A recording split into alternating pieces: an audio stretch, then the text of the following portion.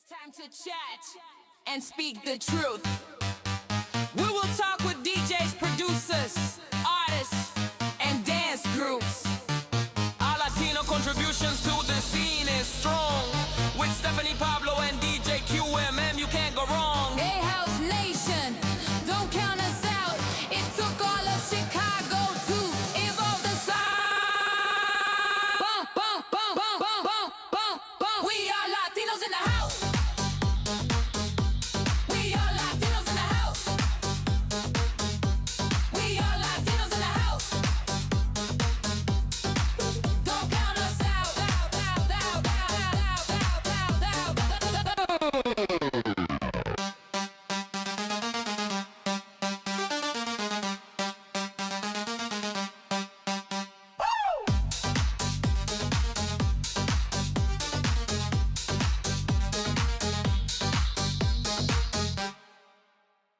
It's time to chat and speak the truth.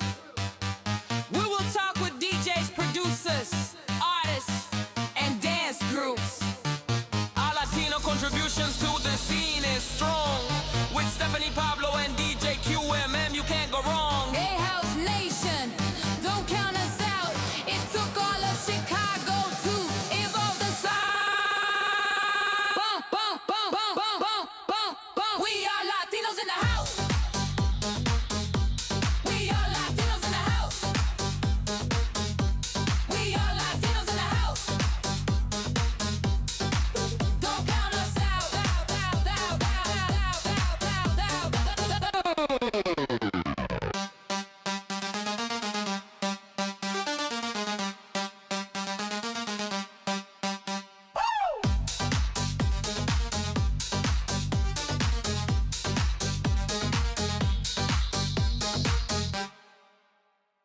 It's time to chat and speak the truth.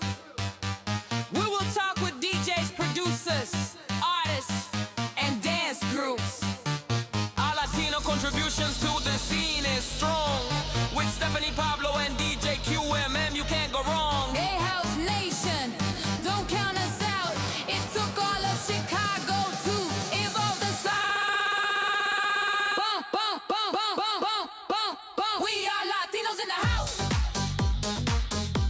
We are Latinos in the house. We are Latinos in the house. Don't count us out.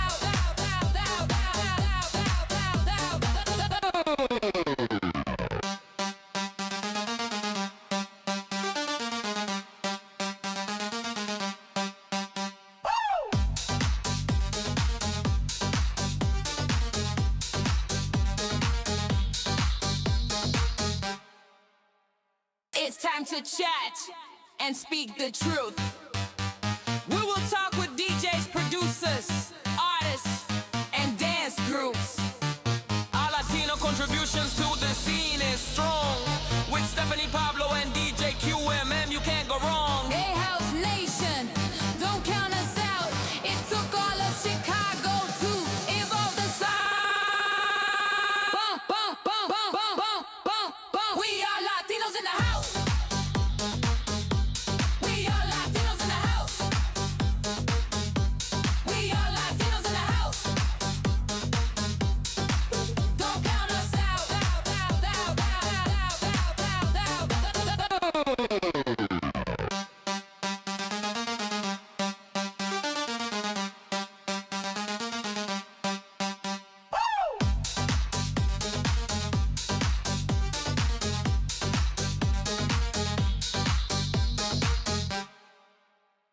It's time to chat and speak the truth.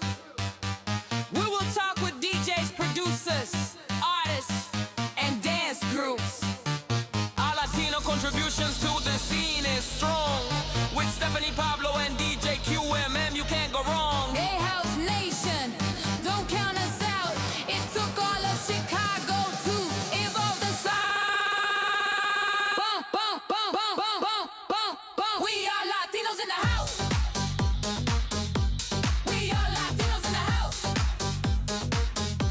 We are Latinos.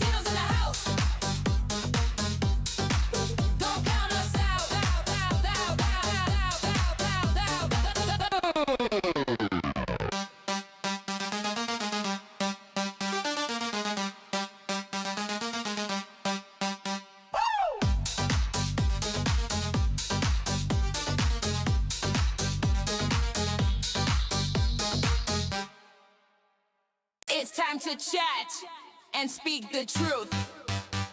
We will talk with DJs, producers, artists, and dance groups. Our Latino contributions to the scene is strong. With Stephanie Pablo and DJ QMM, you can't go wrong. Hey, House Nation, don't count us out. It took all of Chicago to evolve the sound. Bum, bum, bum, bum, bum, bum, bum, bum. We are Latinos in the house. We are Latinos in the house. We are Latinos in the house. Don't count us out.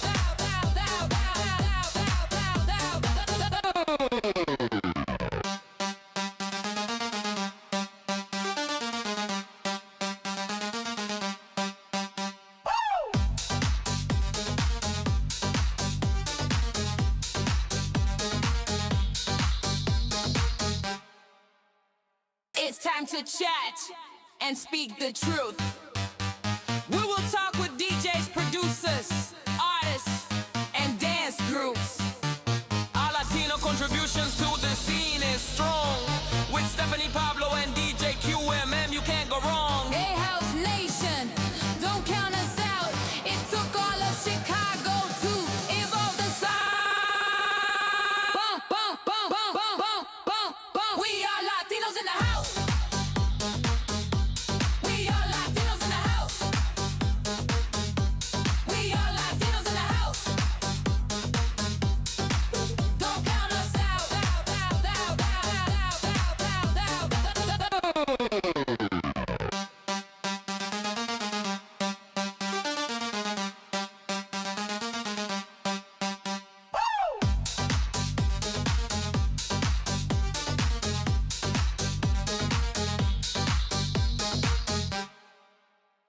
It's time to chat and speak the truth.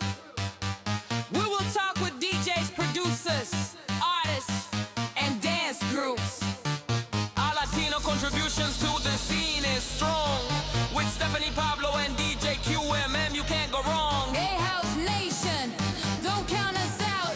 It took all of Chicago to evolve the sound. Bum, bum, bum, bum, bum, bum, bum, bum. We are Latinos in the house. We are Latinos in the house.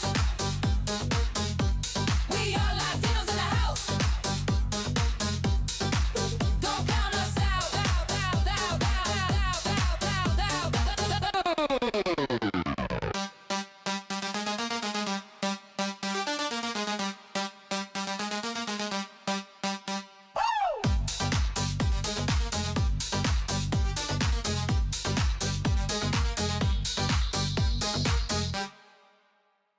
It's time to chat and speak the truth.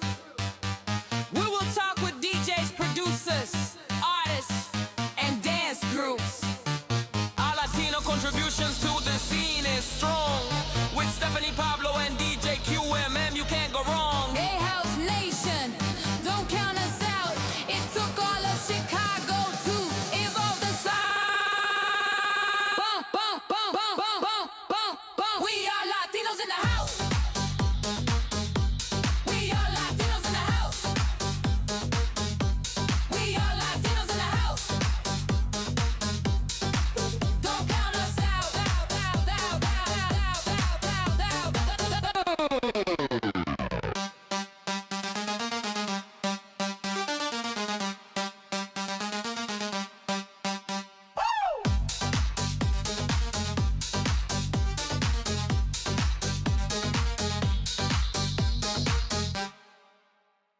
It's time to chat and speak the truth.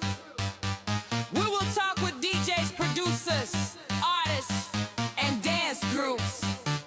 Our Latino contributions to the scene is strong. With Stephanie Pablo and DJ QMM, you can't go wrong. Hey, House Nation, don't count us out. It took all of Chicago to evolve the sound. Bum, bum, bum, bum, bum, bum, bum, bum. We are Latinos in the house.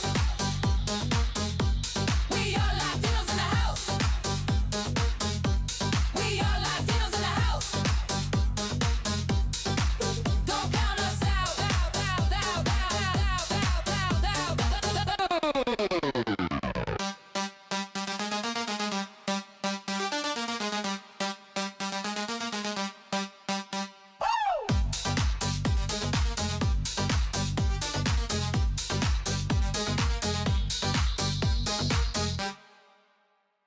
It's time to chat and speak the truth. We will talk with DJs, producers, artists, and dance groups. Our Latino contributions to the scene is strong. With Stephanie Pablo and DJ QMM, you can't go wrong. Hey, House Nation, don't count us out. It took all of Chicago to evolve the sound. Bum, bum, bum, bum, bum, bum, bum, bum. We are Latinos in the house. We are Latinos in the house. We are Latinos in the house. Don't count us out.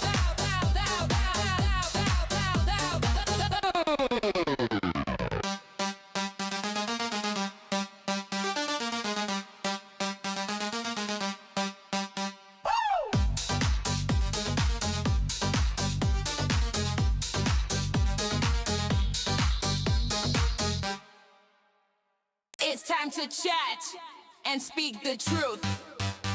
We will talk with DJs, producers, artists, and dance groups. Our Latino contributions to the scene is strong. With Stephanie Pablo and DJ QMM, you can't go wrong. Hey, House Nation, don't count us out.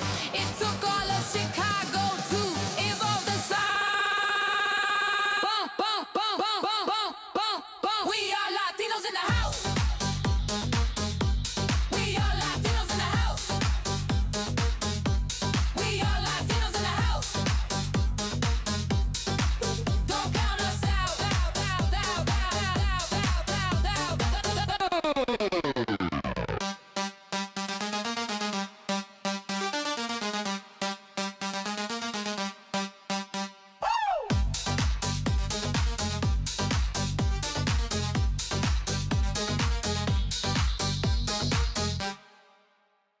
It's time to chat and speak the truth.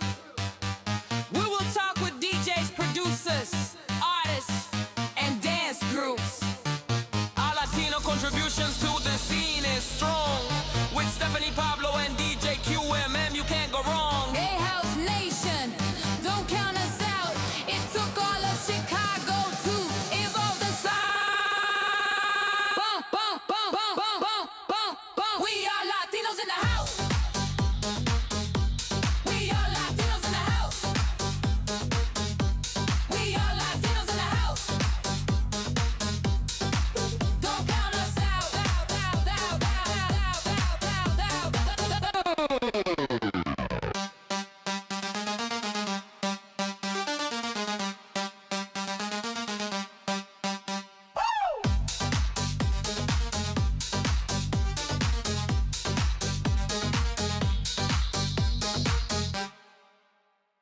It's time to chat and speak the truth. We will talk with DJs, producers, artists, and dance groups. Our Latino contributions to the scene is strong. With Stephanie Pablo and DJ QMM, you can't go wrong. Hey, House Nation, don't count us out. It took all of Chicago to evolve the sound. Bum, bum, bum, bum, bum, bum, bum, bum. We are Latinos in the house. We are Latinos in the house. We are Latinos in the house. Don't count us out.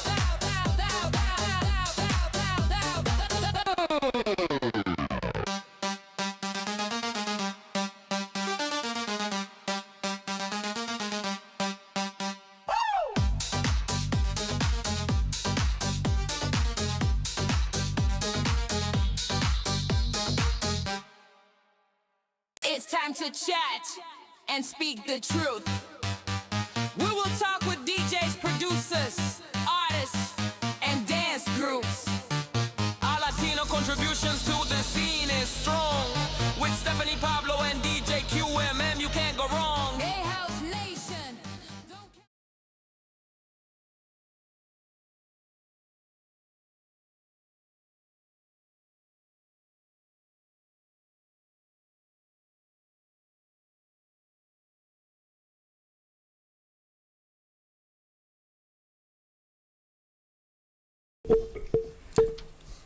Man, these are like sensitive mics.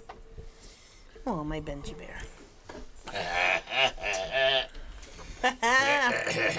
What is going on? Welcome to Latinos on the House page with our Don't Count Us Out podcast. I'm Stephanie Garza, better known as Stephanie Chach, and to my right is Pablo Punkout Gonzalez. Happy New Year, Steph. Happy New Year to you. You look going on. Got your hair down. I know there's so much to talk about within these next few minutes, man. Right. And then, in the middle of us, we've got the one, the only, I will say world-renowned, thank you, Martin Boogieman Luna. All right. Nice to be here. Thank you very much. Thank you very much. All right. So, as we start this new year, let's start off with what we did this past week, because we haven't been on for 2 weeks. Okay. But we'll start this past week. You go first. Ladies first. Pregnant people last.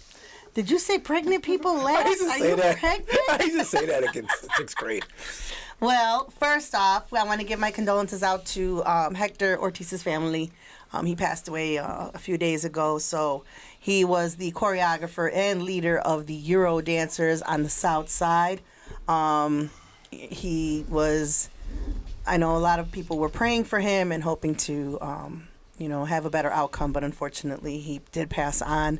He is with the greats up in the heavens, dancing with a bunch of wonderful people. Troy, yes, he is up there dancing with Troy. And I can hear Benji saying, don't play that song, play this one. So, yes, we do have Benji right in front of us today. I think I see him. Yeah, I see him. Whose birthday happens to be today. Happy heavenly birthday, Benji Espinoza. Also, happy birthday, Victor Salazar. It is your birthday. It's your birthday. It's your birthday. But you gotta say happy birthday to Benji in caps. Yes, in caps, because that's the only way Benji knew how to talk. He wasn't yelling at you. It was just everything was capitalized. He had to emphasize it. So happy birthday, my Benji Bear. I do miss you, and I know all of us miss you down here. We will be with each other one day. What else do we have going on? Ooh, we had special announcements going on today. We'll be giving away a pair of Lisa tickets. Yes. To the Club Romo show at Rosemont at Joe's Live. So March 8th. Be listening to the entire show. Yes, so you can become a winner. That's right. Gino was very, say, hey, sure, give a pair of tickets. I love it. Very generous today. Thank you, Gino. Thank you, Gino. And let's just put it all out there. So what happened? Let's ask how your wonderful New Year's went. How did your New Year's go, Pablo? And then we'll go to me. It was great. It was, we went out to downtown. I haven't done that in, I don't think ever. And it was a great experience. Yeah, we brought the New Year's in Navy Pier. Nice. Yeah, it was great. We had a good time. Right. I know House 13 was there. Ray Fresh. Yeah, there was like 2 levels. And Ray Fresh was on the bottom level, and other DJs, because we were up and down. I think I got to hear Freddie. Yeah, House 13. Freddie for about 5 minutes, I think. At least you heard him. You supported him. Yeah, it was nice. They had all kinds of music. So yeah, great. Awesome. Great time. How about you? Well, in case nobody's heard, I don't know. I just got some little rocks on my finger put on during the Bears game when you guys left. So I am now soon to be DJ QMM's wife. Oh, Miss Q. That cute. Congratulations. Yes. May all your ups and downs be under the sheets. That's right. All the time, every day. So, yes, that was the excitement. On December 28th, I said yes to Mike. It was pretty cool. Everybody was leaving for the Bears game. They lost, and he said, I have a special announcement, and everybody didn't know what was going on. So, by the time he said, will you marry me, everybody didn't know what was going on. They were like, oh, my God. And, phones were popping out. There was a couple of videos. They didn't go all the way through the end, but they got the important part, the ring on my finger and him on his knee. So it was all good. Well, I'm so happy for you guys. Gino, I wish he would have done it. The plan was for him to ask Gino if he could do it at the daytime and propose to me in front of all those people. So we may have to have a redo, Gino. Do a remix of for the. Yeah, we need a remix, Gino. We need a remix. Right, maybe. Yeah. Why not? Right now, right? I don't see why not. Is there a law where that you can't propose More twice in than the same- once? Right. Well, there's no law okay. against that. I mean, people I get get a married redo- and I get divorced a- and remarried all the time. So I get a redo on the. yeah, I want to redo. He did it in front of a lot of special people in my life. I ain't gonna lie to you. He did a lot. He was so nervous. But He's he nervous did it in now front- that he has to probably announce it in front of 1,000 people. I know. But in he March. did it in front of a lot of special friends, a lot of close friends I consider family. So, are you going to give him the same answer? Or I hope so. Yeah. make him hope sweat so. for the next couple of I think the months? best thing that I enjoyed out of it is that he made the announcement that he asked my sons, and they gave him the blessing. That's cool. So, when your older sons give the blessing, it's an all good thing. Congratulations going out to Underground Elements and DMC, which is Dave, Chris, and Marquez. They have joined forces and now partnership together in throwing all these events like at Bourbon Street, Kermie's over in Cicero. So congratulations, guys. Dave, as you can see, I am sporting a t-shirt from Your Wonderful Apparel. So yeah, we got that all going on. Now, let's get into the mix. With this dude right here. Martin, Boogieman, Luna. What's Welcome to the up? show, Martin. Thanks for noticing me. How can we not? You made a statement at the conference last time. Yeah, you sure did. Not What did I once, do? but What twice. did I do? What didn't you do? How much liquor's in there? Hey.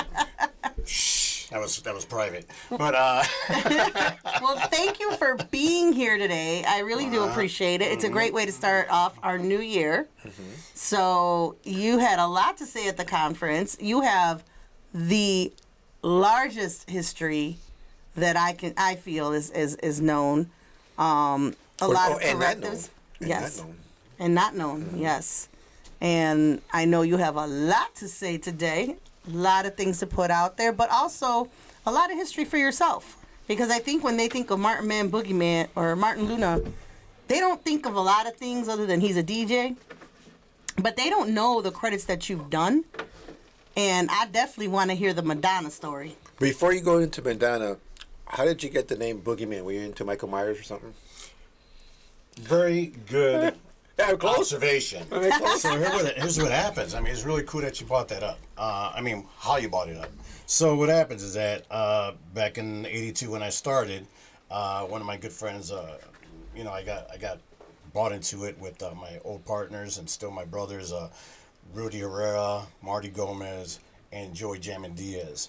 And at this time, I was with Joey at his house. We were practicing, having fun, and then on comes he had I guess Cinemax. What was it back then? Or Spectrum or Spectrum. something. On TV and Spectrum. We had on TV, but he had the better channel thing. So He had the adult stations. you got to wiggle the channel a little bit. TV. But anyways, you see, you can catch the swiggles and then it goes, and then you go, wait, look. But what happened is that we were trying to figure out a name for me, a DJ name, a tag name. And he brought up a really good thing that, everybody else has verbs in the middle of their names, and why don't you put a real name in the middle? And so we were experimenting because, originally everybody knew me by... we used to rap live on stage at the end of our set sometimes, and my closing was like, yeah, boogie down. And then that would be my close. So we were like, hey, Martin Boogie Down Luna, or Martin Boogie Down Luna, and that's where he brought up, no, make a name of it. So we're just thinking of names, couldn't figure anything out. And it was also the time when I was battling, and everybody else in the world, the DJs were battling everywhere, and then we're watching... You had Friday the 13th and Halloween. And, I knew and it. Halloween was on, and we're watching it, and we're still brainstorming during the thing, and watching it, and then all of a sudden, they try to kill the guy, Jason, right? And then, but at the beginning, I forgot that part. The little kid is looking out the window at the beginning, and he gets all Spooked out? yeah, and then she's like, "What's the matter? What's the matter?" He says, "It's the boogeyman." It's the boogeyman. And then Okay. he's gone. And we said, "Wait, boogeyman? That's cool." So it was writing, and then when the end came, and she threw him out the window and thought he was dead and showed the kid, hey, look, he's dead. And he comes to the window, and he's not there. And then it was like, see, you can't kill the boogeyman. I'm like, that's it. That's it. And that's how it happened. Okay. But we ended up changing the EY to IE to compromise with the fact that, boogie down thing. Right, Yeah. right. So we made it Boogie. At first it was Boogie, and then Man, and then I just made it one Boogeyman. Yeah, The so, only boogeyman DJ that I know of. Yeah, Yeah. I don't think I've ever heard of any other Boogiemans. and I own that name by service mark and all, so don't try to use it. Somebody tried to do it in the past, but they stopped quick after I noticed them. But hey, before we get lost into me, I got a really big surprise for someone here. Oh, what? Okay, you remember when I used to be on WGCI? Yeah. And I went there and I took over the show when the Hot Mix 5 moved away from there again after they came from WBMX. And then they offered me the show, and then I was bringing guest DJs in on my own. And I was trying to get everybody in there that could not get heard on the other stations. And I was wanting to share, so I opened up the guest spots. And one of those people were Pablo Punk Out. And guess what? What's that? No! Get out of here. You're kidding me! So, this is what, in case everybody's wondering, when we turned in mixes back in the day, you had to do it on the Real to real. Oh my gosh. Okay? And on this reel, I guess this is his autograph here when he sent it in. Oh my God! And his Okay. phone number, too. Wow. Yeah, so it says, attention Stephen Ross, who brought me in with Armando Rivera, Okay. because they fished me out, watched me at the clubs, and finally they approached me when I was DJing at Shelter on Saturdays in the main room. And they said, hey, we want you to be on the air, you know? And I'm like, sure, but you can't be on CRX anymore, because I was on CRX. Besides doing a couple guest mixes with you guys on CYC. yeah. But I went to CRX, and I was a steady there, because Harry the Blade bought me there. And I love Harry. Yeah, he bought me into that. You know, Kerry Cortines and everybody was hosting. You know, you had a guy, Sonny, running the show, GM or whatever. But anyways, so then Stephen Ross brought me in with Armando. And the coolest thing was when we were on the floor, I said, well, hey, you know, when do you need mixes? I could give us some this week. I could give us some. And I'm sure, so I'll do it. You know, so I said, you need me to send them to you ahead of time? You know, and he's like, no, you know what to do. I handed these guys my radio show, 4 hours, boom, went on, and that was it. That But is so cool. we have the history right here. Oh, my and, history. I would- My That's God. I would take this to The New Wave DJ on WGCI. he was doing They it didn't play that New Wave way. on this mix though. 30 minutes. That was his old number in there too.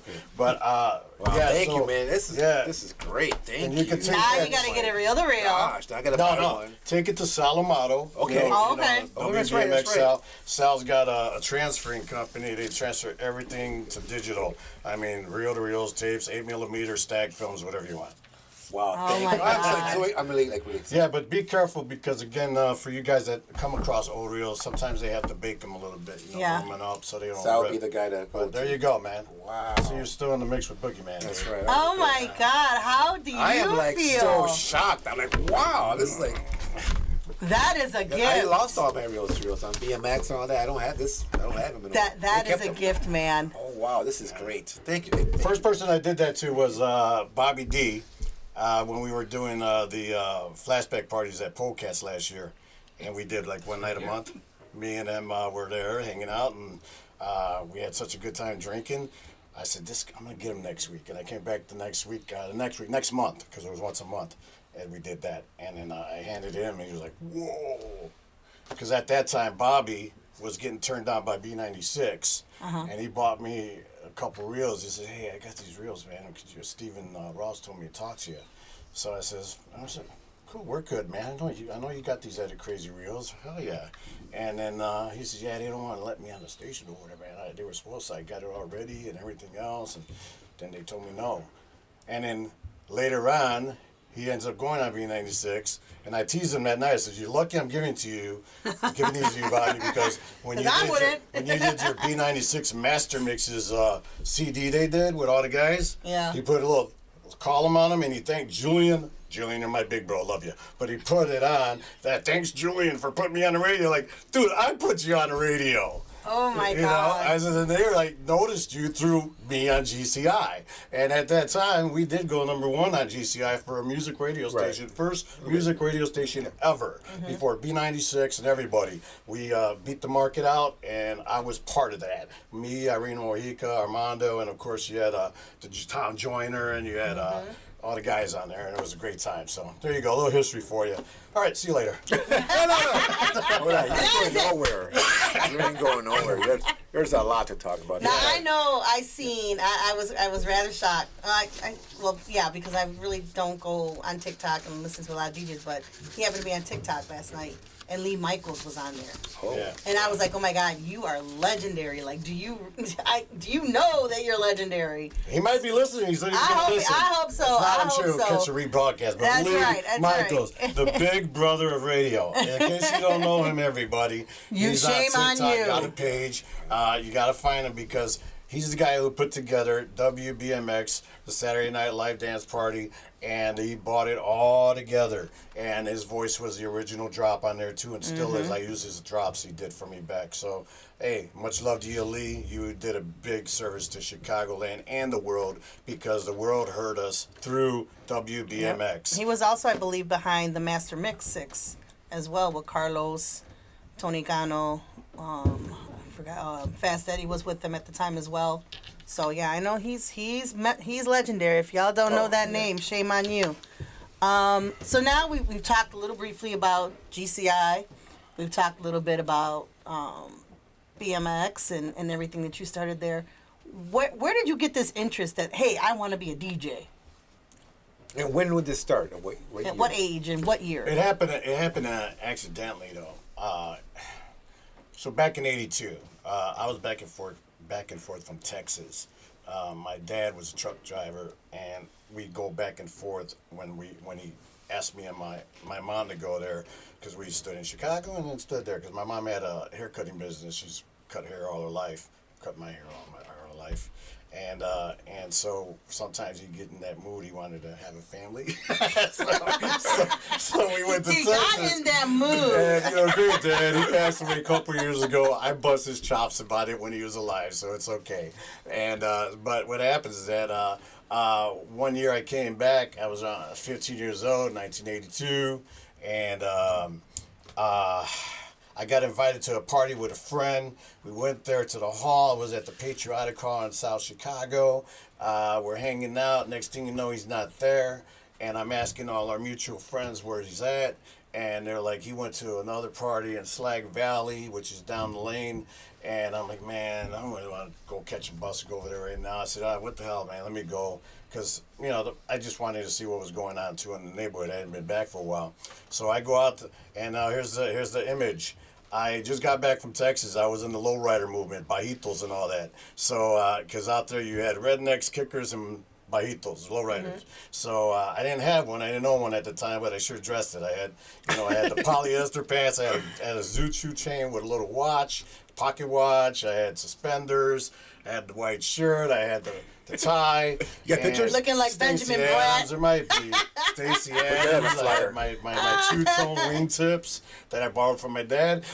So I go out of the hall. I look to the right. And I'm like, whoa, there's the bus. I'm like, whoa, I got Stacey. I'm not running with these. And I said, what the hell? So I ran and I caught the corner before the bus got there. Okay. And I get on, take my seat, sat in the midsection right behind the exit door, and all of a sudden on the next stop, 3 guys get on.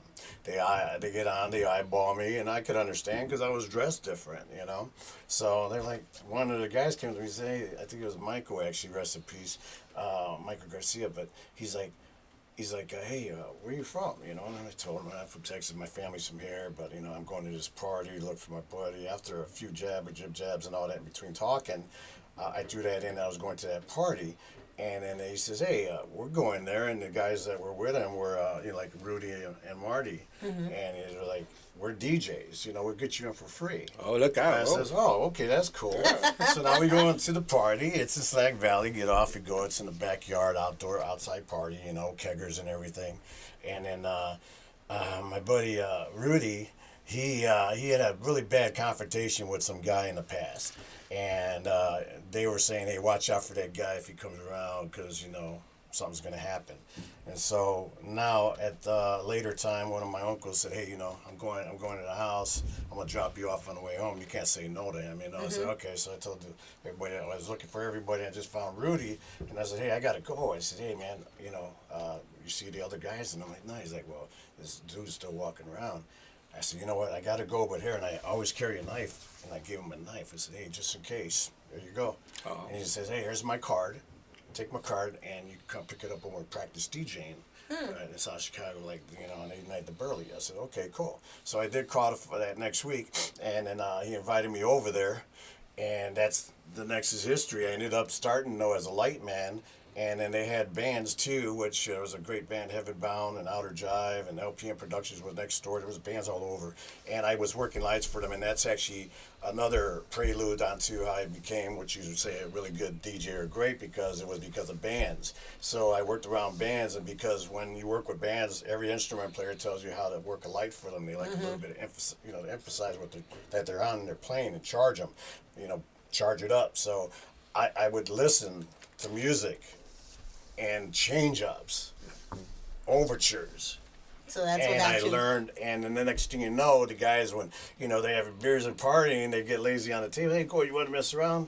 And then I started messing around, and next thing you know, it turned into backup DJ. And then there was one party one day, I remember they were like, hey, we're going to go down there and hit on some chicks, Go ahead, because the party was almost ending. Okay. And I remember, a few of the first records I grabbed was Don't You Want Me, Baby, Human League, Situation, Yazoo, and the rest is history. How did they react to you when you did that? Everybody was cool with it. Yeah. I was great because the next week I went to school. Everybody's like, especially some girls, like, hey, you're a DJ, you're a DJ. Like, yeah. And then that's when the real Boogieman started. Right. Yeah, I better do this more often. Yeah, Now, so if I wouldn't have been almost into a fight with my buddy to help him, I guess I wouldn't be here today. And if my other buddy wasn't a jerk and left me at the party without saying anything because he went to go look for his girlfriend, there you go. Man. Damn men and their girlfriends. Damn it. Silver lining in every cloud, right? So I know you have talked about Union Hall, which is one of the few places that ever really gets spoken about in regards to parties and people. Unless you were out there, you wouldn't know about Union Hall. Like, I know the black community knows Union Hall. Some, obviously, East Chicago, they know Union Hall. But a lot of the Southsiders have no clue about Union Hall. I seen the flyers. I went there. That was a lot of fun. Your name was always part of that back then. But I'd never been there, so that's...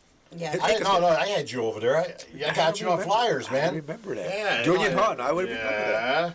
That's far. It was around the time you were at Loop Records and everything, because I was doing Jesse Jones parties there. It was great parties there. Well, I don't blame you, because every time people came to my party, I always had free liquor. So I'm sure I forgot. And then we had the little party room in the back. Yeah, I always had to have a party room.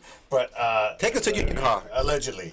Take us through Union Hall. But the Union Hall, that came into my hands on accident. I think it was around '84. There was a really cool family that owned Lupita's next to the train station on 91st Street in South Chicago. And it was the Ruiz family, Miguel Ruiz with his brother Carlos. And Miguel threw parties. And this one party was the first party I was getting thrown on, as a main DJ. Okay. And your first flyer party? Yeah, so we not my first flyer, but it's where I was up there with the big names, Okay. And then next thing you know, he said, hey, I ain't going to do this party. I don't know if it was a certain holiday or something throwing it off.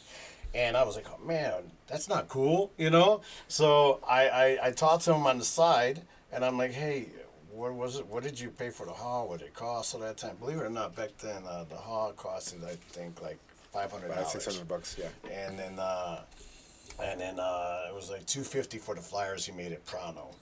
Prano. Yeah. Prano. And There so goes Prano I went, again. I went to my dad, and I told him, and he bought the party out for me. Wow. And we used the flyers he already had to the party.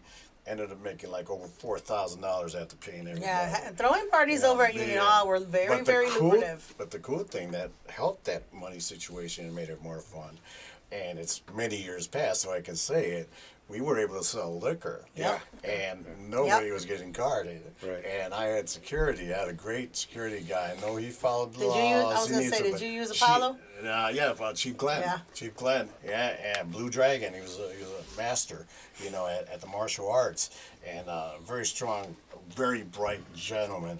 And he used to work the door, but I used to be able to sell liquor in there, and that's how that went off from the Union Hall.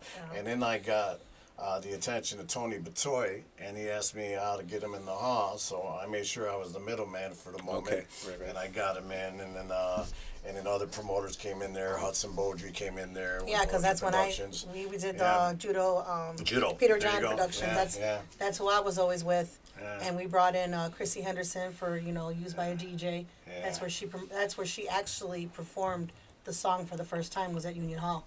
And his brother had the sound system. Yeah. Hey, man. Let me Yeah. tell you, man. but he like, dude, they had the system. Yeah, they did. Yeah, because I don't know if everybody knows, but back in the day, we used to share systems. Like, somebody had a cool set of speakers and another cool set of speakers, and you just Combine put them them. up there together, and somebody would go steal some lights off of a municipal vehicle and then hook them up to Mars them lights, up. battery. Mars lights, right? Oh, did we say that? We're not incriminating ourselves. Oh, no, yeah, we're the ones not. in the No, we're junkyard, not. the leftover ones in Yes, the the junkyard. junkyard. In the junkyard. In the junkyard. Don't come looking for us.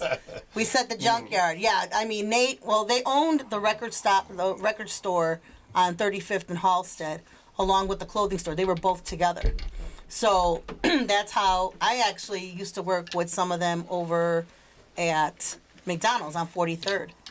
And that's where I met a lot of the guys that were DJs, and then they're like, hey, come drive over here. And that's how I got hooked up with Peter John How Productions. long were you at Union Hall? How long did you do those parties? Man, I was probably doing parties there from that time in '84 myself personally, but performing there, DJing there since '82 till probably 90. Because Wow. because I still did on and offs because even though I was already busy at the bars and the clubs, we used to still get asked to do parties. Mm-hmm. And that's where I started doing the Mixmania parties, and Mixmania was really unique because I bought in, and I did it fun-wise. I bought in like 50 DJs. That's where you were on one of them. And it was Mixmania. I don't think you don't told me. remember nothing. Jesse Jones. I don't think you told me that. Jesse Jones was on there. Put him on the flyer. As a host and all that. And Jesse loved it because I got everybody drunk. Okay? I was a great guy to be hosting for. So, next thing you know, we also had multi-performances too. It was like a four-sided flyer. Uh-huh. And then those were the last parties I did there was the Mixmania. And then I guess, everything was getting busy like that too over there.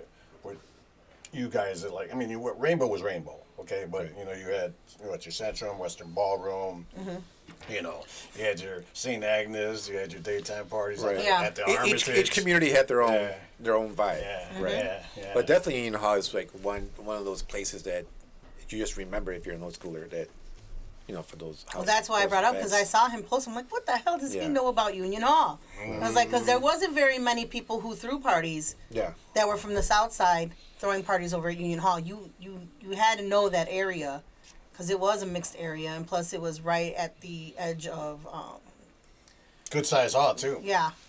So Yeah. so you're doing this Union Hall thing. Now, how did you branch out? Because you branched out, dude. You branched out quite a few times. Yeah, and that was a big help too, branching out from inviting guys from everywhere to DJ there. So what happens is that I branched out in '85, I would say, no, '84, because that's where I went to Sunday teen nights at Prime and Tender.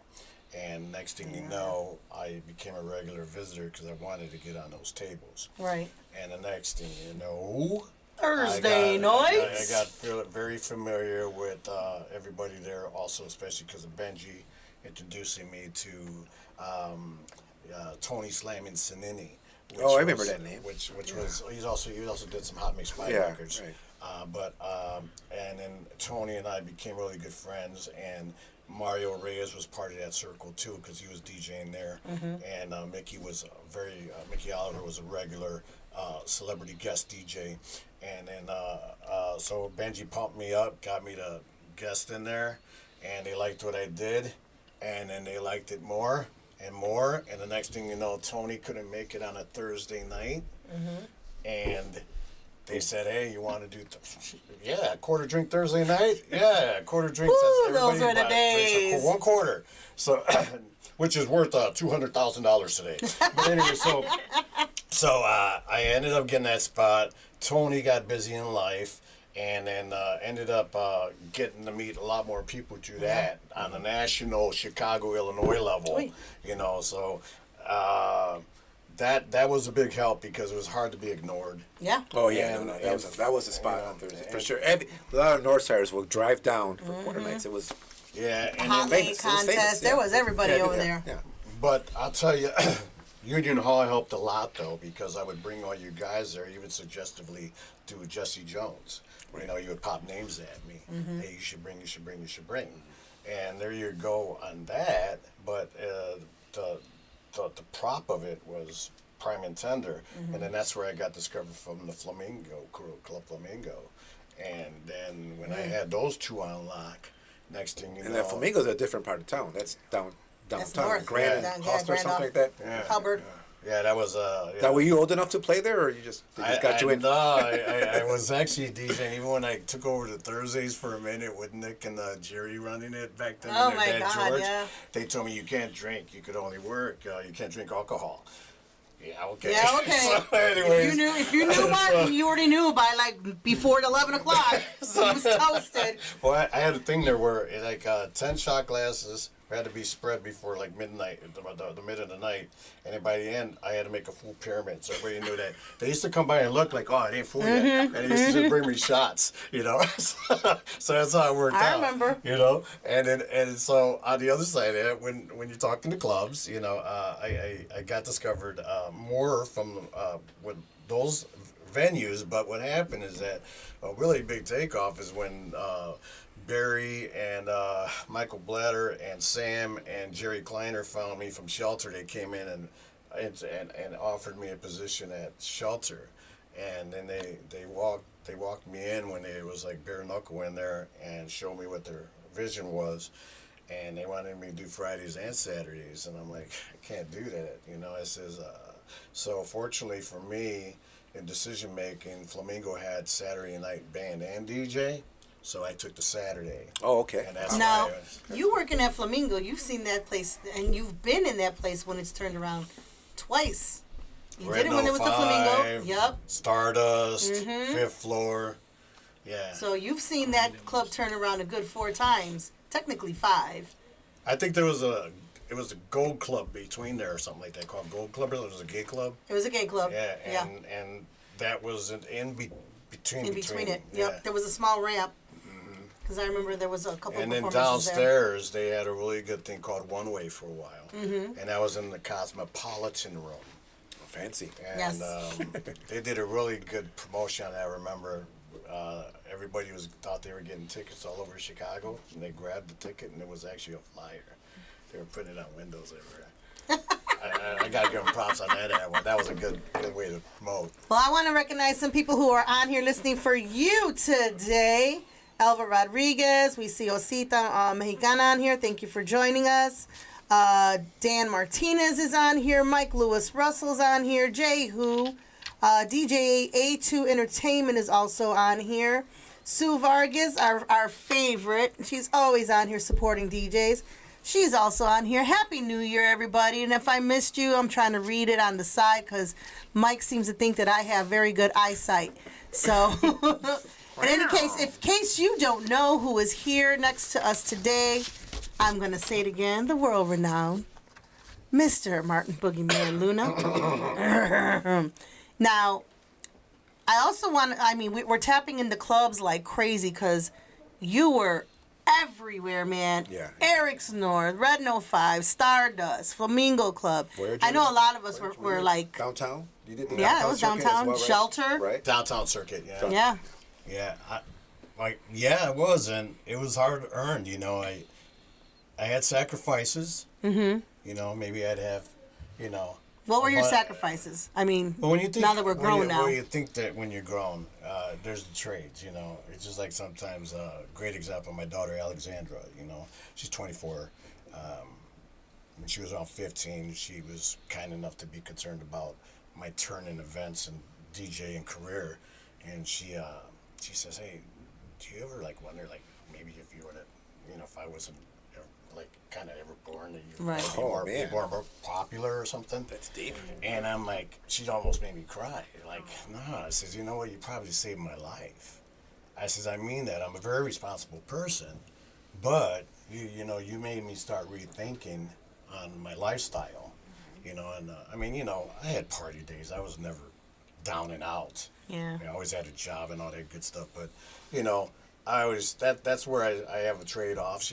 But hey, I got a great daughter, and she's going to carry the torch. Awesome. She's in law enforcement. I saw that. Congratulations. Yeah, tell me about it. How'd that happen?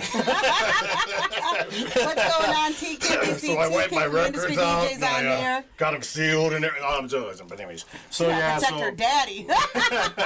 But so that's where sometimes that comes into play. But it is what it is. I mean, shoot, I died twice. I died when I was 13 from a blood condition I had, and then 4 years ago I had a motorcycle accident. Yeah. I lost a pulse. So what do you mean They you got died? me Did you back. have an NDE? Did you have one of those death experiences where you out of body experiences? Hey, Harv I Roman. didn't. Thankfully, I don't even remember the pain. It was Okay. just boom. Even the doctors were so great on that. So when my you're Harley straight up. Davidson You're went down, stop. Yeah, that was. Yeah. Yeah, so they got me back, and here I am again. Sorry. You're so stupid. I'm still in the mix. I'm still in the mix. He really is a boogeyman. Yeah. All your secrets did not go away with me. Yeah. Oh my God! What's Yeah. up, Lucho? How are you? I see. I don't know if T Kid from the Industry DJs is on. Welcome, welcome, welcome. We are here with Martin Boogieman Luna, telling us about his life and death stories and how he's got 9 lives like a cat. That's just a more, right? Look at that. Yeah, but I'm here. Shoot. So- All the drinking parties, we had, give me a break. 100 lives, but yeah. Yeah, you've got way more than 100 lives, honey. I'll Way take it. more. So let me ask you this. So I know the motorcycle accident was pretty bad. Yeah. A lot of support. Thank you, to Candy and DJ Rocky and everybody putting it together. Tracy Schumer was there. Everybody put that together nicely, hosted it great, and Farley, Julian, everybody showed up. Everybody's names I posted the flyer. But to just make it really simple, it was overwhelming support, and I am so thankful. So thankful. I didn't ask for it, but they insisted. And it was nice because that's just the way I am. Just like when I give DJs gigs, they're like, "Hey, how much should I give you, man?" I'm like, "Dude, that's your money.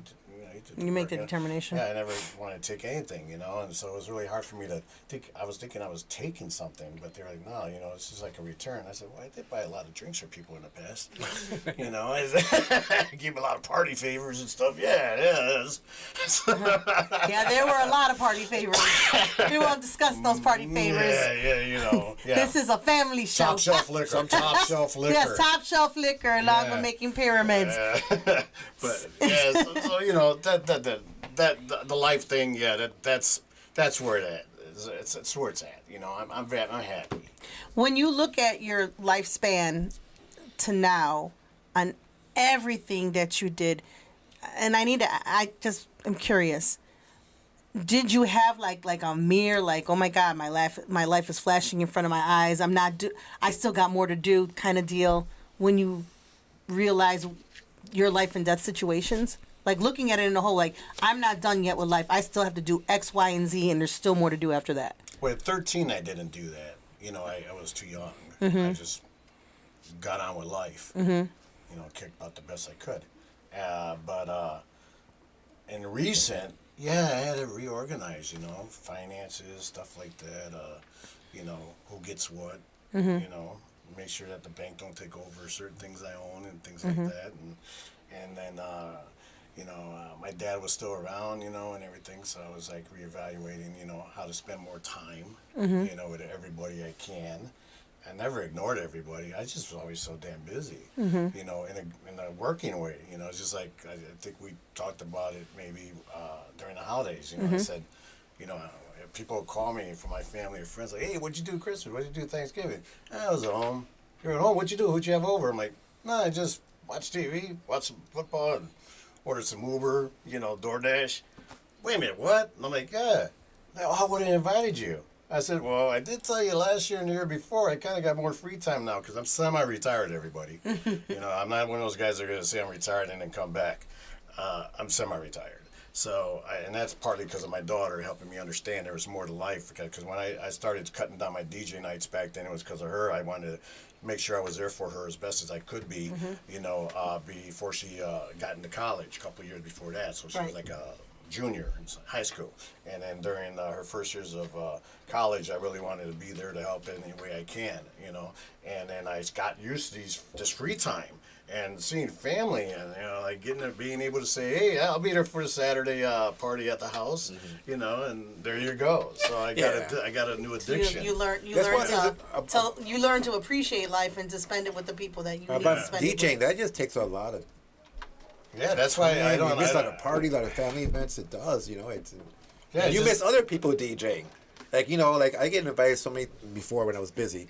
And I can't make it. They were like, what do you mean you can't make it? Because I'm playing somewhere. Don't take it personal. And at first they're like, oh, he thinks he's too good. Exactly. But no, man, I'm working. I'm working somewhere. So.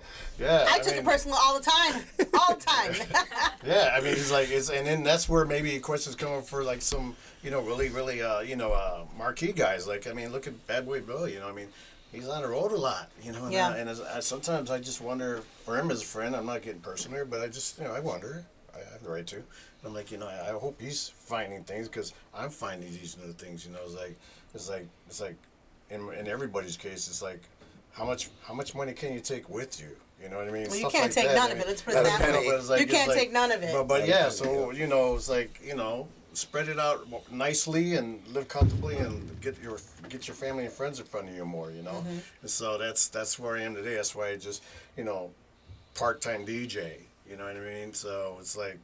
It's got to be personal mostly, or I don't do it. Just like my Fridays at local cantina. Yeah. I know Andy, great guy.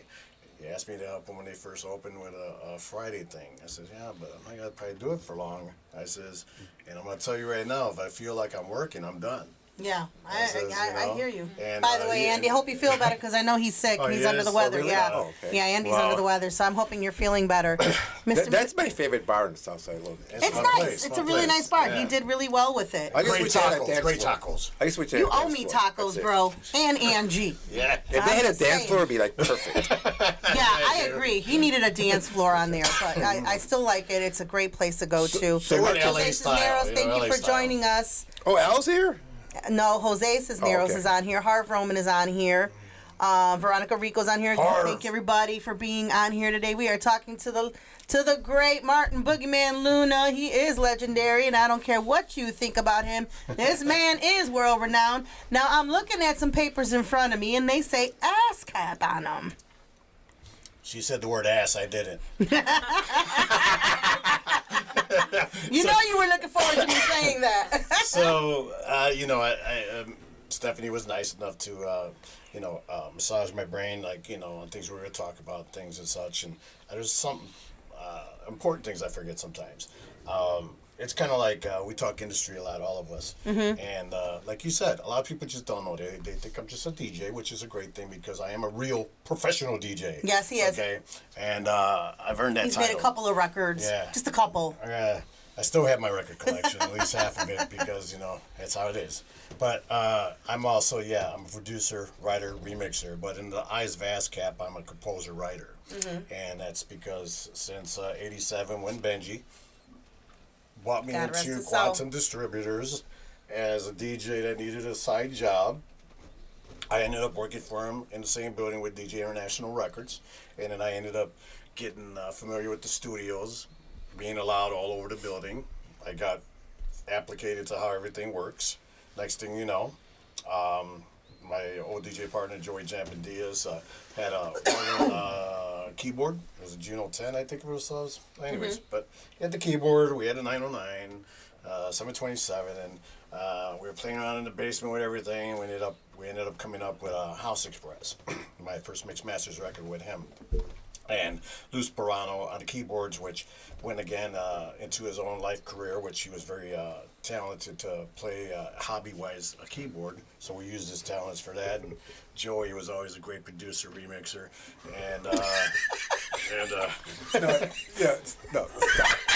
Stephanie gave me a cue. I don't know if you saw it. She's like this. That means I'm breathing too hard on the. That means we can hear my nostrils Pablo's are nose breathing. breathing Well, in the mic. that's what I have to think of that. You got good mics. I'm hearing it in my earphones. I'm like, bro. That's why nothing personal. No. I thought he blew one. I was gonna have to take one for the team. Like, I was like gonna tell Mike, hey, touchdown, pull it like that. Well, I like that cue. Nice and discreet. Just I thought that was a coke break. Oh my God, I need a Jello shot for that hey, one. nothing from the outside audience, please. This is. Oh my God, that was professional here, okay? hilarious. If I go like this, I'll be subtle. okay. Pull it back, bro. Pull it back. Yeah. That's why I angled it. But Welcome, Carlos Carrasco Velasco. How are you?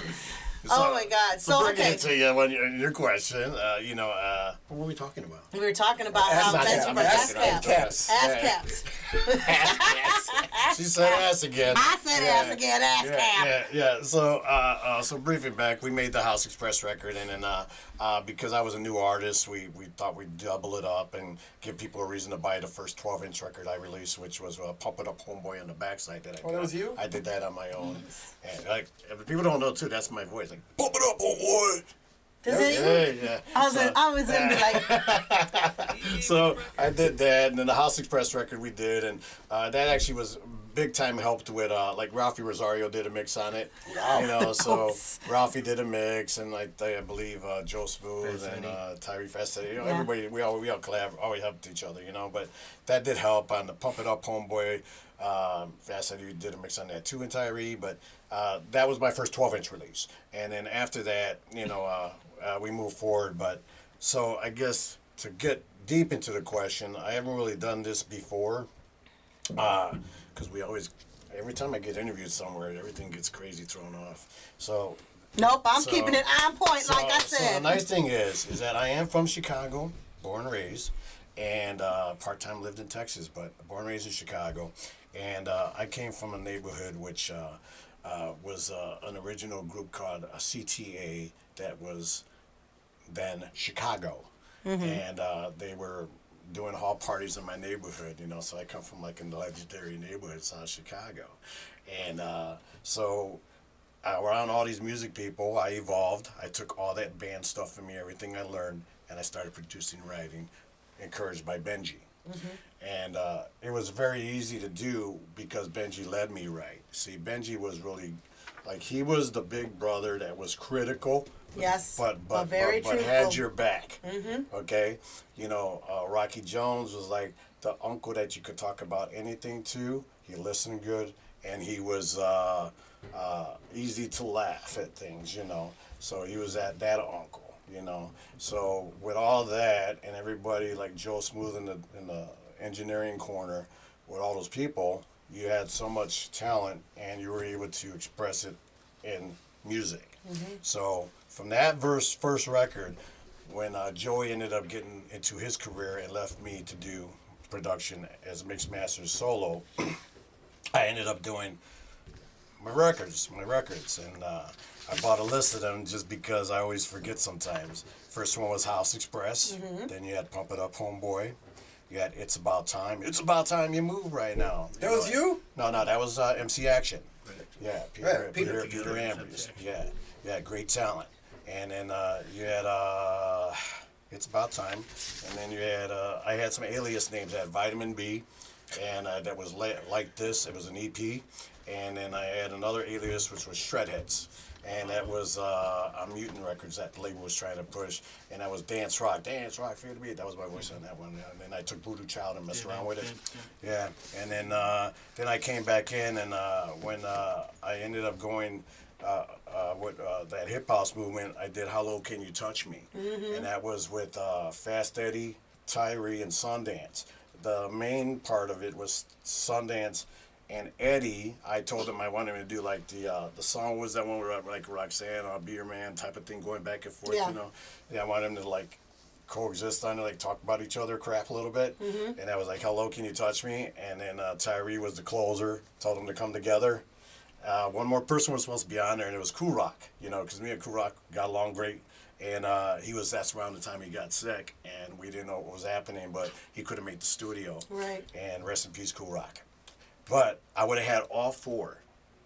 Think about that. That would have been I would have legendary. had all four of them on there. Legendary. But on the flip side, I did have Andrea Salazar, which sang Forever or More on the radio version. I had her on Troy the flip Guys. side, Troy Guys girl, Yeah. that's the vocalist, and she did a great job on that. And then, so, you know, with all that all evolved, you know, so I got actually, I think I got 14 releases on actual vinyl, okay, Wow. which is, Wow. you know, like, That's you know, huge. discography there. And then from that, everything evolved, you know, because your favorite part comes up in 1990, 91. We Truth got, or dare, baby. yeah, we got approached at the record label. I was working in the studio, and I get called upstairs, and it's Benji and Rocky, and they're like, "Hey, got some news to tell you about. Got to talk to you." I'm like, okay, I'm like, what's happening? So they're like, okay, you know, some person, Madonna, you know, like Madonna, yeah, Madonna, yeah, like a prayer, da da da, yeah. Well, I don't know why, but she wants your record in her movie. Whoa. I'm like, okay. And then they're like, I said, which one? They're like, in the mix. And then it all kind of came together because, why? Because at that time, that record of mine, In the Mix, the house version, I guess you could say, you know, dun, dun, dun, dun, dun, dun, dun. That version was not big in Chicago yet, but it was totally humongous and driving the dance floors in New York Yeah. and overseas. And specifically, I remember Junior Vasquez was one of the main ones playing it, and David Morales. And so she heard it, I heard, through Junior Vasquez. And next thing you know, they're telling me the details and what we can do to get it all done. And I said, hey, get the deal done, you know. And I'll keep that aside, but we ended up making a deal. And I just wanted to make sure, though, there was one disclosure I had to put in there. I want my name on the credits at the end of the movie. And there you go. Which And one is this? That's Truth or Dare. So Yeah. I just pulled it up right now. Yeah, it's considered a film documentary. Yeah. Yeah, it's a little part there. So she's showing she's got the part where my song is in the back.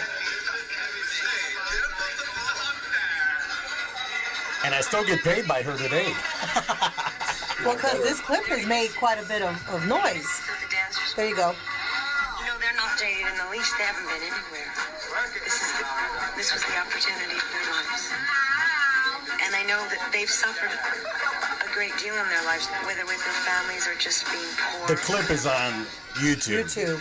It's on my But you page can too. hear the In the Mix in the background. Yeah. And I just thought it was so cool when Yeah, that it happened was. because nobody, like everybody, if you went to go see the documentary, you heard the song like, oh, okay, but nobody was attributing it to you unless they knew at the time that, you know, it was you.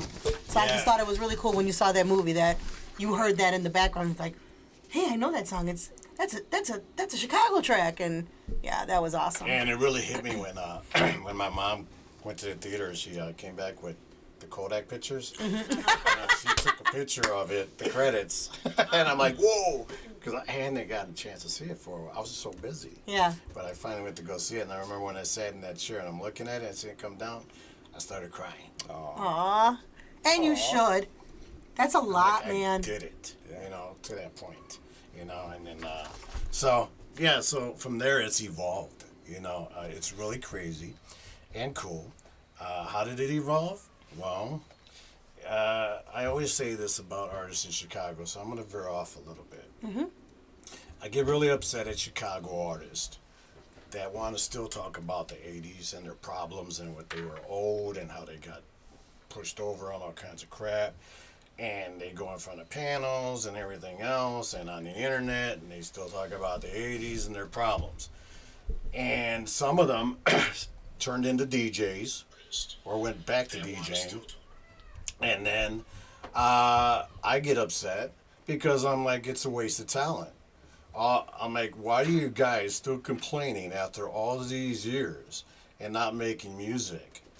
And it's such a waste. And I get mad at you guys. So if any of you are old school music artists from Chicago especially, get your head out your ass and start making some music again. And if you're DJing, most of you don't DJ well anyways, so go back and start making some music. Okay? I'm serious. Come on, we know what we're talking about. So, or who. It's just it. I have a big respect for DJing. I mean, come on, leave it to us, the pros, okay? It doesn't have to be me all the time, you know? So, anyways, moving from that, you also got some other great talent that came back, but now they're remixing everybody else's music. And it's like, make your own music. Oh, well, I did some extra production and I put a 4/4 foot on it to make it housey. So what? Make some music for yourself. Maybe you got Grammy nominated. And who wants to say they lost? Grammy nomination. It means you lost. That's like, hey, you see that girl over there, that hot girl? Yeah. See that guy with her? Yeah, he's with her, but she looked at me before. Who wants to brag about that? Grammy nomination. I had a nomination back in 2003 with Reggie Benjamin in China. The wrestler, she passed away, China Doll. Mm-hmm. We went. It was an early program, so like before you see the actual Grammys on TV, there's a pre-Grammy. And that's where we went for. Mm-hmm. And I don't go bragging about losing because we didn't win. So I was like, why am I going to brag about that? So, again, these guys go and they remix other projects. It's just like I got a Grammy. I'm glad for you, man. But, they didn't even mention your name on stage. It was like for the original radio mix, I mean, God, it's cool. But, man, I love you. I love what you did in the past. I want to hear the old you, new you. And be relevant again in that way. And that's what I'm saying. It's all love. It's like the guys that are still active. I mentioned it at your conference. Was, Ralphie's still active. Ralphie Rosario, always busy. And I hope he has great free time, which we were talking about that we all need. And, of course, Steve Hurley, a magnificent artist producer. Steve Hurley is so great. Got the ear. All his recordings are solid, and let them be a beacon for you. You know what I mean? In my case, I've been in the background with stuff like Madonna, nobody really knows about, here and there. I did the record for that, soundtrack, which myself and Teddy Riley were the only two artists outside of Madonna that were on her soundtrack. Oh, for that wow. whole movie. Yeah, so that's really cool. And, it's nice royalties from then till now. It's a real deal. That's where ASCAP comes into play. My publisher is High Fashion Music. Joachim, thank you. He brought me into the reality of world publishing and helped me reacquire everything I needed to and find new avenues for my music. Mm-hmm. And so since like the last 6, 7, 8 years, it's really evolved. I got my music. It's like in burrito commercials around the world. And I mean, seriously, and check this out. It's I have a trouble with this one. Can you pronounce that one? It's a Latin program. Oh my God! Why would you ask me here? It's a Latin program. It's a Endo something. Enamorandos. It sure is. Enamorandonos. That sounds good now, right? And then what is it, Veronica? Enamorándonos. Yeah. There you go. They use my music. That's why we have you here. Yeah, thank you. They use my music in there. I got episodes with them. Fox College Hoops, Big Ten, Men's, Big East Men's. You got college basketball. I got Notre Dame football pain. They're using the music. You got Money Electric, Bitcoin Mystery that just came out on cable. Mm-hmm. Got The Substance with Demi Moore. A film thing they did on that. You got ABC NHL hockey. I'm on all the Michigan games. Celebration song. Look at you. And then you got ESPN. I got MLB Tonight. I got the Live and Kelly and Ryan show. I got the Today Show. There's just a lot of cool things. And it isn't bragging. It's just like, wow, this is cool. No, that ain't that needs to be bragged about. That needs to be bragged about. And I'm gonna keep going with them claps. And that's I'm not gonna even, keep going with and that. That's not even. That's not even a top layer of a cake. That's just like maybe like layer number 3. There's more to that, really. I mean, some of them. I want to read what what Dan Martinez says. It's funny how so-called house historians recognize people who supposedly were part of the creation of house, yet some of these people never made one record in the 80s. Carlos says, yeah, we all know who he's talking about. All these jokes who use old house tracks and think they made a hit. I can name 2. You're funny, don't. Like Patrick Wayne. Carlos. Like Patrick Wayne and 3J. I don't know where that's going. I think that they're talking about like remixing old tracks, right, and popping them up. I mean, that's cool if you're a remixer. You're a remixer, right? And I think there's avenues, but you're and not there legendary. are lanes. You're not legendary. There's lanes for everyone in regards to what they do. You have a lot of remixers who are very good at remixing an old track to make it sound new and give it life again. And then you have those who are good at producing, and having that ear, like you said, like, Steve Hurley. Steve Hurley does have a fantastic ear. And when he brought everybody into a new style of house, when it came down to CeCe Peniston, I mean, he put her on the trajectory and she blew up. I mean, we were all listening to it at Eric Snore. Well, you know what? We didn't recognize that as Chicago music. No, though. we didn't. We didn't. We didn't. See, that wasn't a Chicago track. And then when you think about it, if you listen to Tom Joyner's show in the morning, and he brought Steve Hurley onto at the time was V103 or on his show, the Tom Joyner show. He had Steve was remixing an old song to remind you where it started, and then would remix it to a new song or something, or somebody who remade it. And he made it sound so flawless that you just wanted to record it. Boogie, you have done a lot in your time. And I even have to say, because it was a reason why we did this show, and I keep saying it, is because people like you do not get recognized. And I don't understand, if you're going to do some historian documentaries, Benji's had maybe 3 minutes total on one documentary. I think the most he has been seen is in Maestro, when we went to go see it. That was the most he was ever seen in a documentary, because any other documentary after that gave him maybe about less than 15 seconds or that. In very partly ways. Did you know I put Benji Espinosa on a record? No. Did he sing? Well, so Did he sing? Me and Tyree, I forgot to mention that earlier. We were a group, Tyree and I, Cool House. And when we used to joke around in recording studios, Benji used to always say, he's like, Tyree, no, Boogie's cool. You're not cool, but you're House. So we rode with it, because at the time we were talking about our trip to the New Music Seminar in New York before they stopped it in like '89. That was right after the West Coast, East Coast rappers got in a big fight on the escalator, and they didn't want to do them anymore. Yeah. So we're out there, and I was actually on a panel for the international DJs. I was on the panel with Red Alert and everybody else on a panel like this, And so that's why I was out there, and then we also performed out there too. But anyway, so Tyree and I and Fast Eddie were partying everywhere, and we ended up partying with Run DMC. And we were we went to a few different clubs, but I think this one was finally at the Sound Factory or the Tunnel. And all of a sudden, D is just with us, Run left. And he's like, hey, man, you want to go party still, man?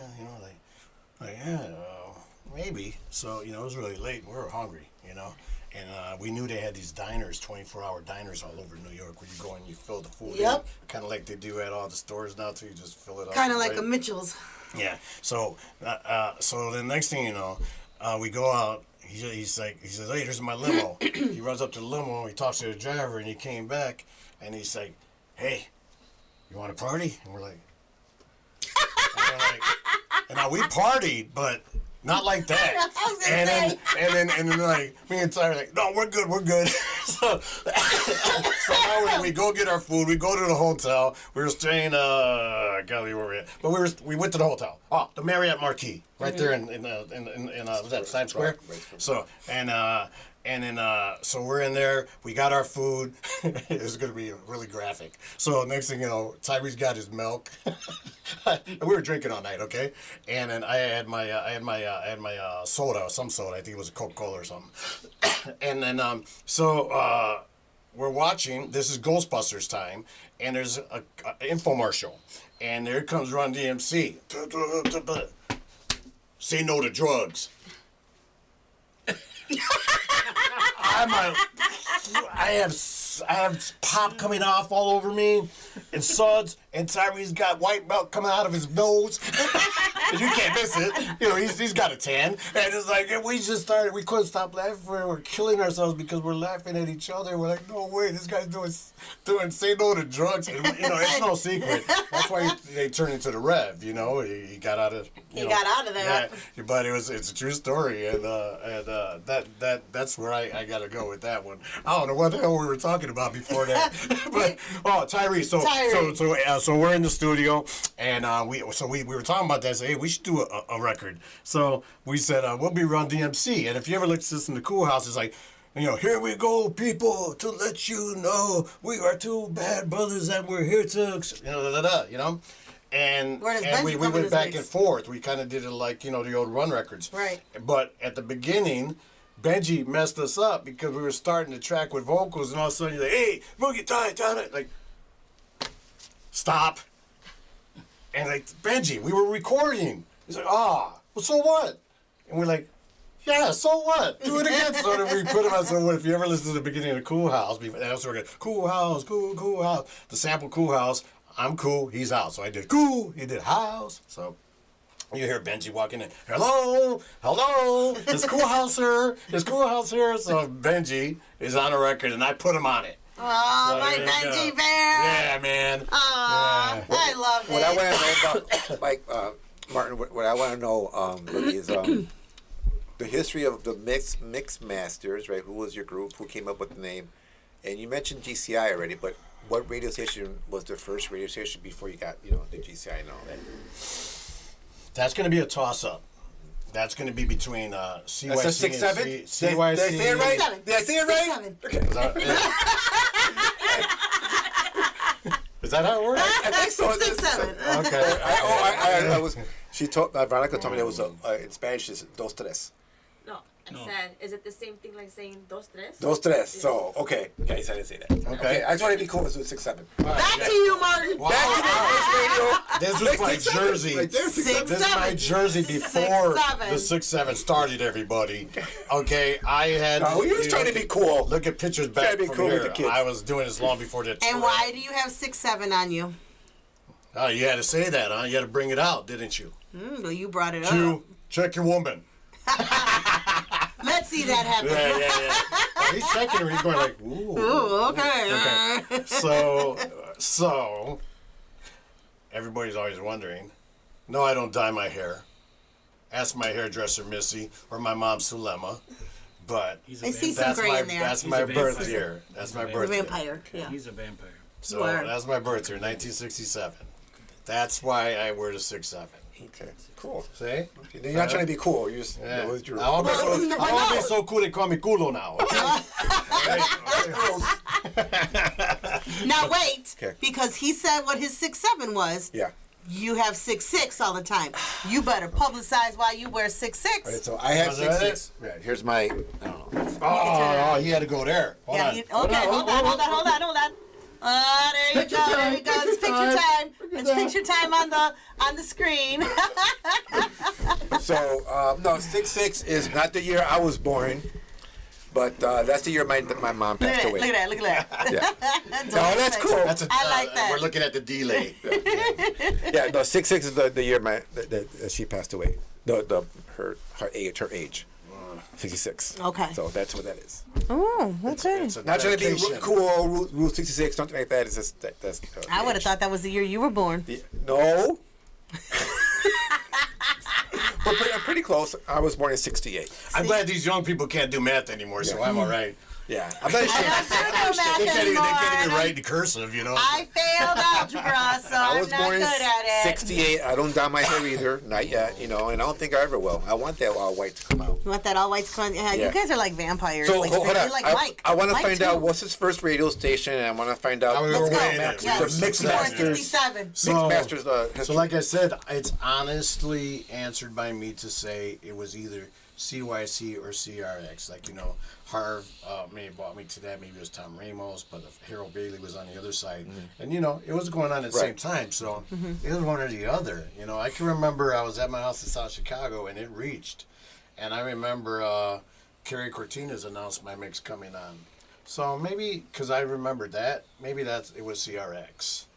Maybe it was CRX. Yeah, because she moved to CRX. right. and, Yeah, because like, Harry bought me before on, the but she 80s. was the on-air Yeah. person. And Harry did some shows, but she did the show I did. Okay. But, yeah, and that was a big, pretty much reach, because unfortunately, you guys at CIC, how many square blocks is that?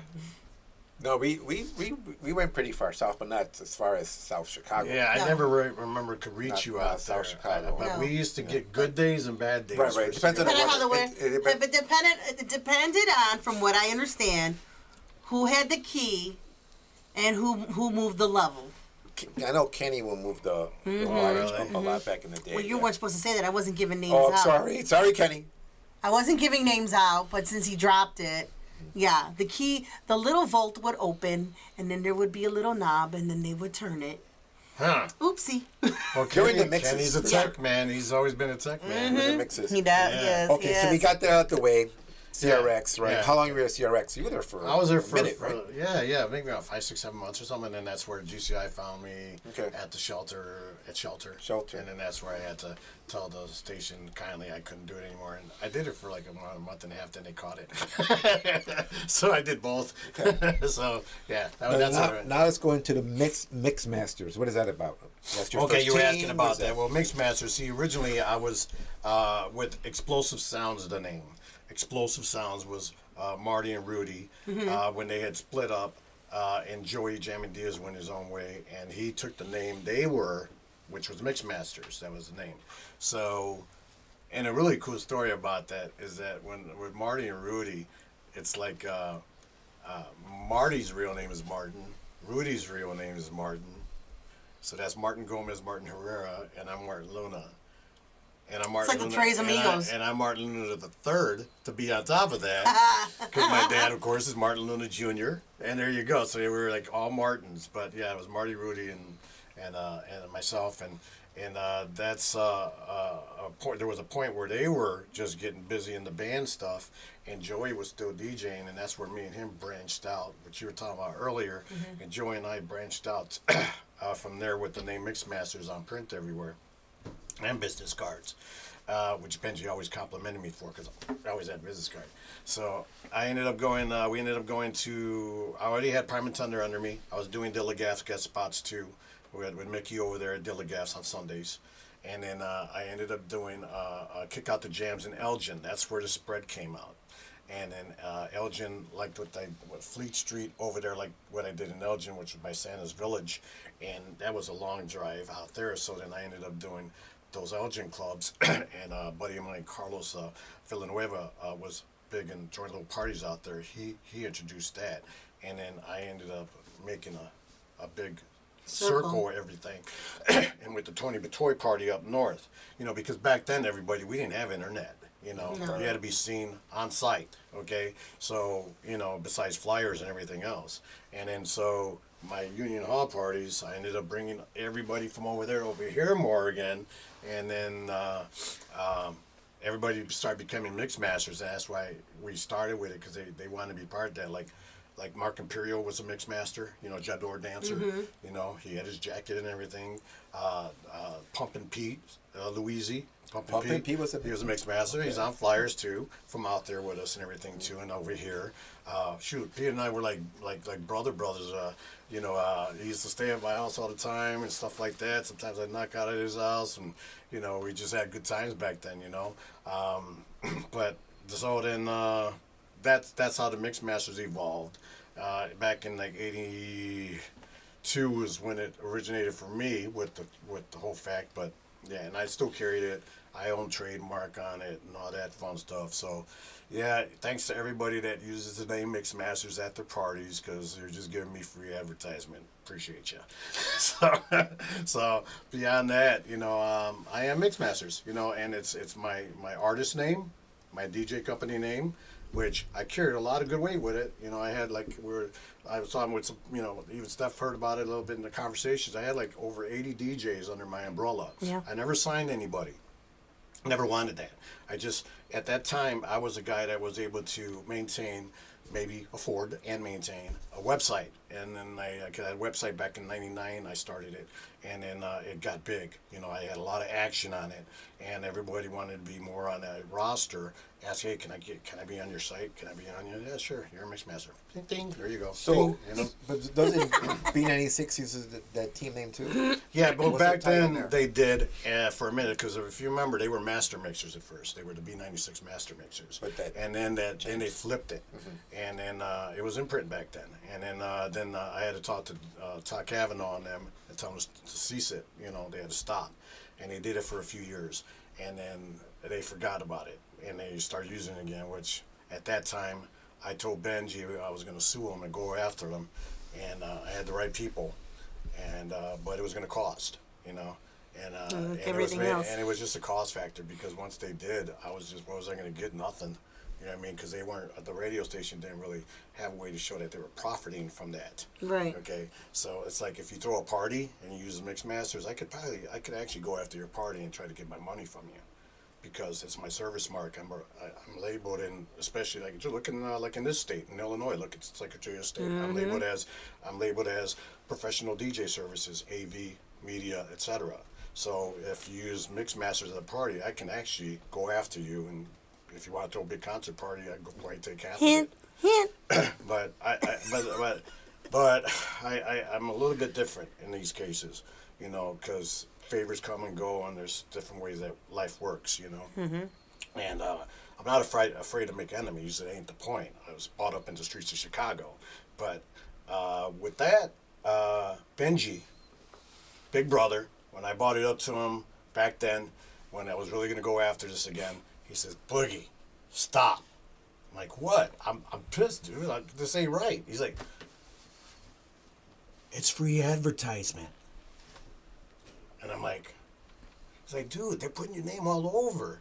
He says, "Don't you remember the last time?" Because there was a situation where somebody came up to me and said, "Oh, you're a Mix Masters for the radio, B96 and all that." I'm like, "Yeah, that's my name. Yeah, that's You ain't that's lying. my company. That's my company." Yeah, I was like, you ain't great. lying. I want to get you for a party. So I got parties Free for a bit. publicity. So, How many clubs do you think you DJ'd at in your lifetime? Oh, wow. We would be here. Just give a number. Major clubs? Just all clubs. Oh, man, everywhere. When you think of like everything from the Prime Tender days and Flamingo and Shelter up to the days of Eric's North, Eddie Rockets, and all that, you go to the future, you go to La Passage, you go to, Bigwig, you go to... Bigwig. He's dropping names. I forgot. You go to, golly, man, there's like a Transit, I was main resident there.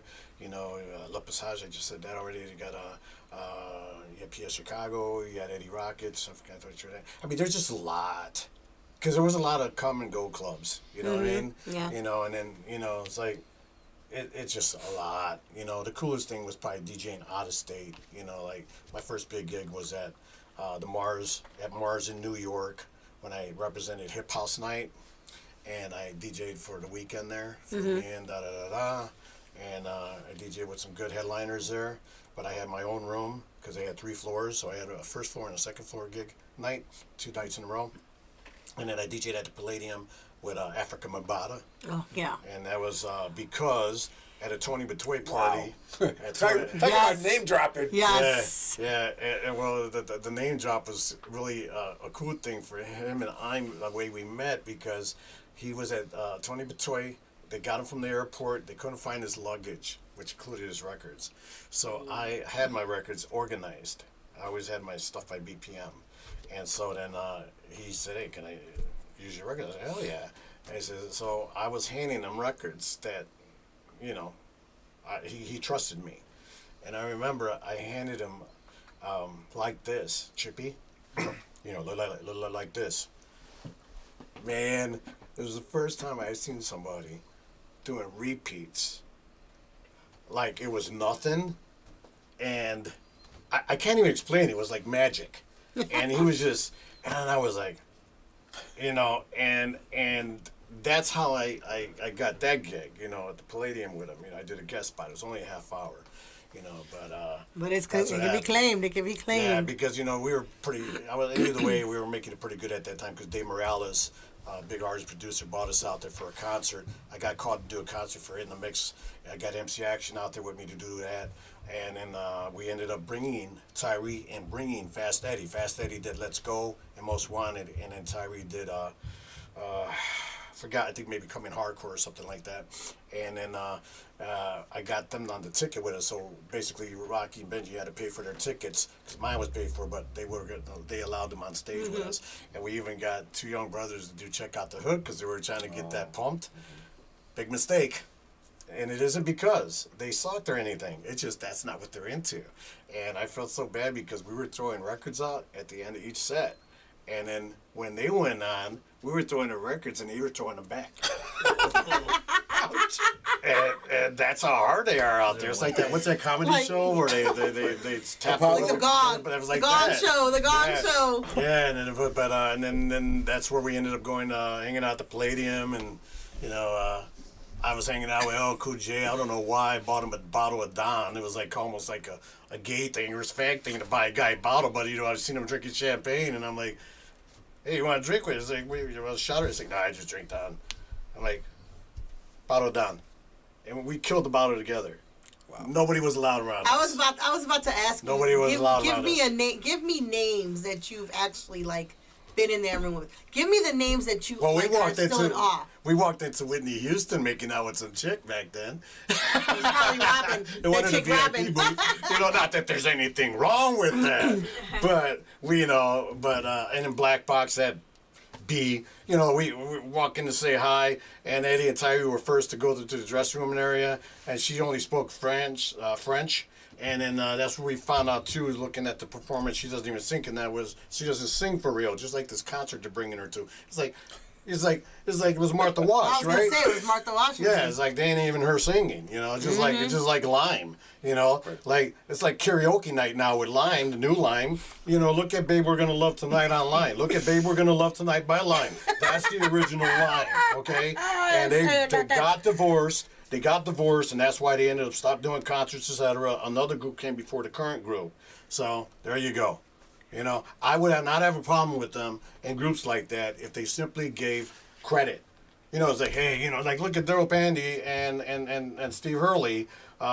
Steve Hurley and Keith Nunley, and then you got Farley and Daryl. They actually got different lyrics in theirs, and that's a version of Isaac Hayes.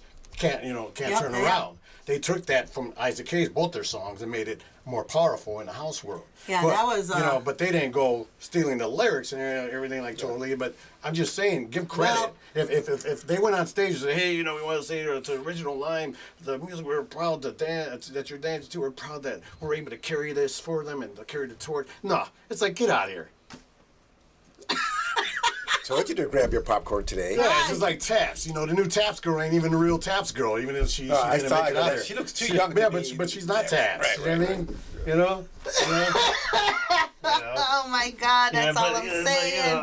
Like, it ain't even a hate world. I just, like I said, it's like when I was talking about artists earlier. Do what you're supposed to do. Just stop going in the facade. You know, behind a facade in your life and do it right. Do it.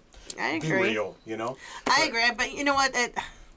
It's happened in a lot of the industry, and you know, for me, it's happened in the industry. And I don't have a problem with people wanting to do what they want to do, but truth will eventually prevail and come out. And people are going to catch on. And if you're monetizing from it, they're going to catch on very well. Okay, wait a minute. You're saying it right now. You're saying that in a city, I'm saying like Chicagoland, that goes and see the same artist 3 times a month from other states. Really? Yeah, you know, come on. You know, I'm this not is like saying if somebody's nothing. gonna keep it real around here. It's like, come on. Yeah. You know, it's just like the DJ thing. 6 DJs a night. Give me a break. You know, it's like, that's why I really don't do a lot of these parties when they have multiple DJs, because I'm like, half hour, 20 minutes. Sometimes the festival's different. Festivals are cool. Hold on. No, I was gonna say. But the festivals are cool. But we You came from the old school, had 20 DJs on a flyer. Yeah. That's true. We're going down now. We went down to 6 now. But I'm talking. That's why I said festivals and that are cool. But I'm talking about clubs. You know, clubs, Yeah, Yeah. bars, settings, Yeah, I'll give you that. settings. I'll give you that. I understand. That's why I said it before you said that. You remember? I was saying festivals. I get all that. You know, I said, but you know, it's just like that back in the day. I'm sure you know too. It's like, well, maybe it was different for you because at Alcatraz you had multiple DJs and stuff like that, right? No. No, us- there was only. I think it's because They were special nights where they had other DJs. Okay, but us, like Prime and Tender, you could ask Nick. If I went to the washroom and I told somebody just stand behind the table and look like somebody's there, he would, like, and then I would want to bring other guests and like, no, it's like, I'm paying you. And that's what it was about, you know what I mean? But, you know, no, I'm not knocking that. These multi-DJ things, I get in the right setting, you know, but overall, Well, it's like... let me. Not, you said that you're hardly DJ now. You're semi-retired and you play at Cantina on Fridays. Are you stuck in the '80s or do you play new music at Cantina? No, I play new music in between, but then again, here's where you... Because this is the big Okay, argument. here's where music, old school music, new school music. That's the This big is a argument. DJ I thing. got you right now in a good answer. Okay. I broke records for a living. I was a Billboard reporter for Billboard magazine from like '89, documented. I got the documents. For those that didn't know, I was '89 to like '93.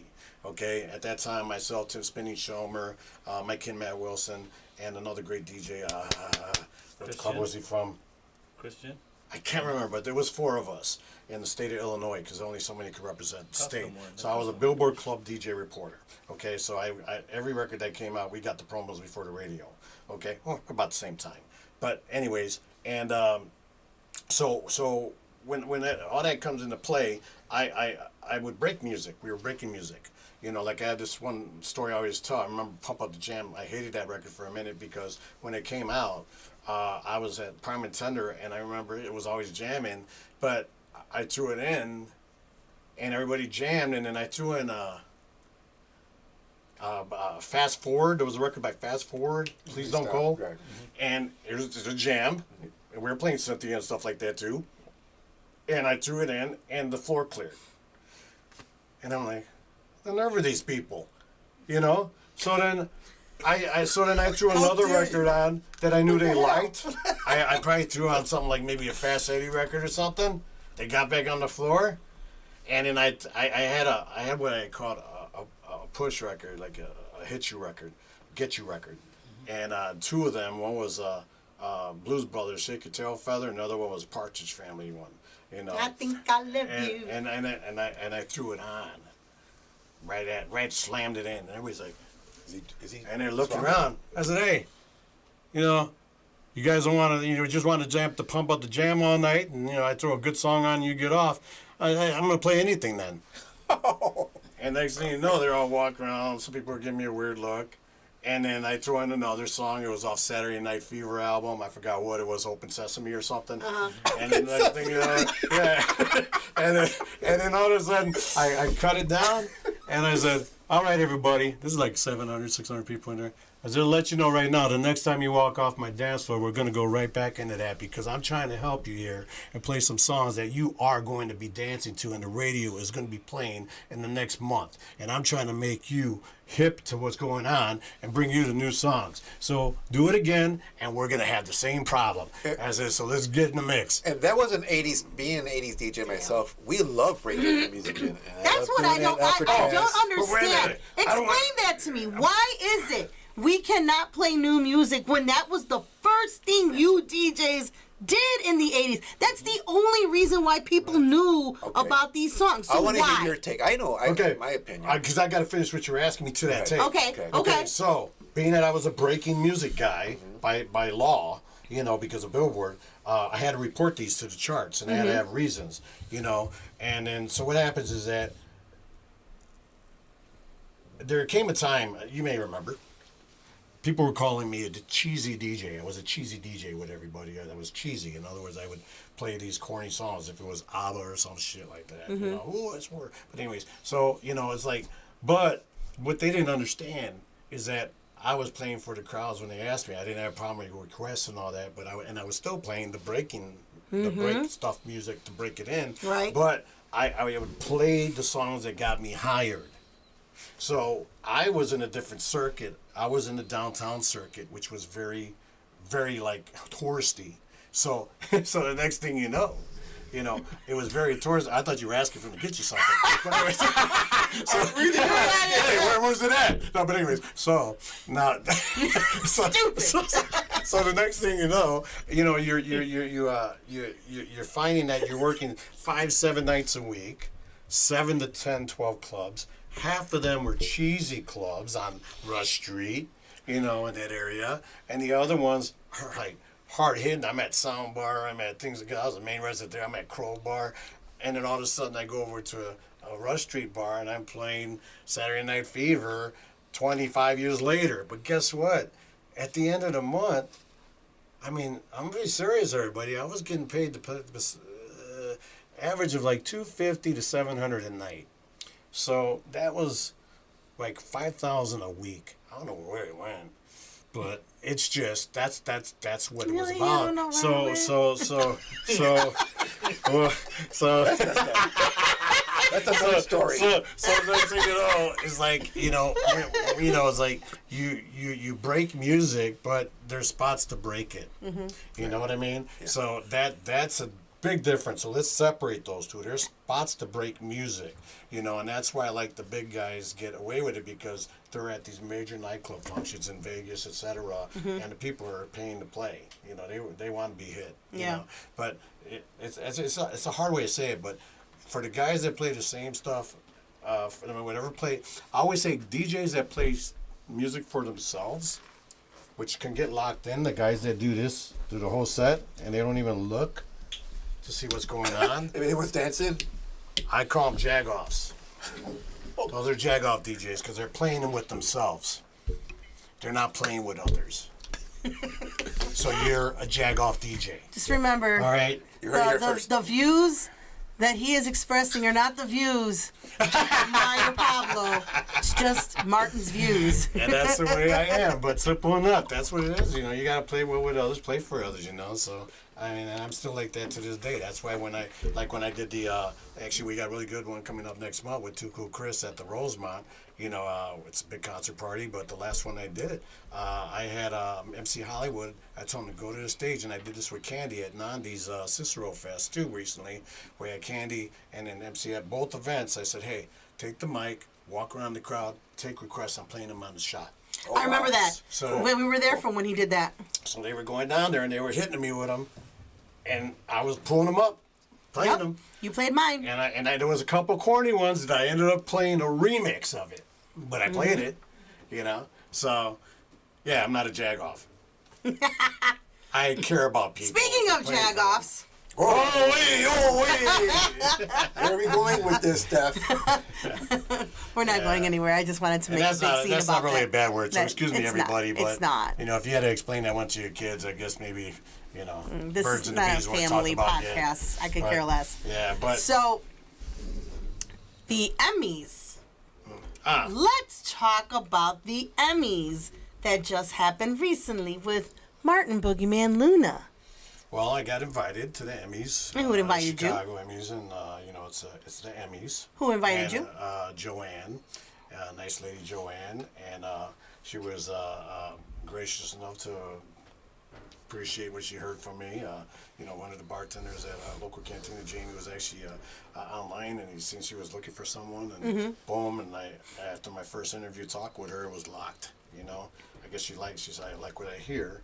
I don't need to hear you. Already got the credentials. Right. And so I ended up doing it, and the best part of that too, besides all the compliments, is that we'll see. But they said they're going to try to make a award category for me next year because of all the stuff they found out that I did. Because before they did the interview, they wanted to know some bullet points, and that's where the interviewer asked me about Madonna.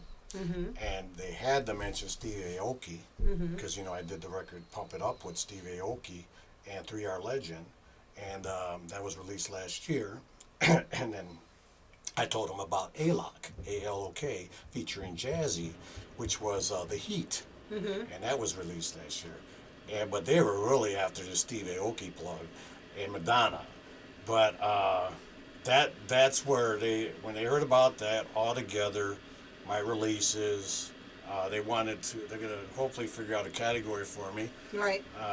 Hope it's a cool name if they do. If not, I'm already invited to do it again next year for the red carpet thing and everything.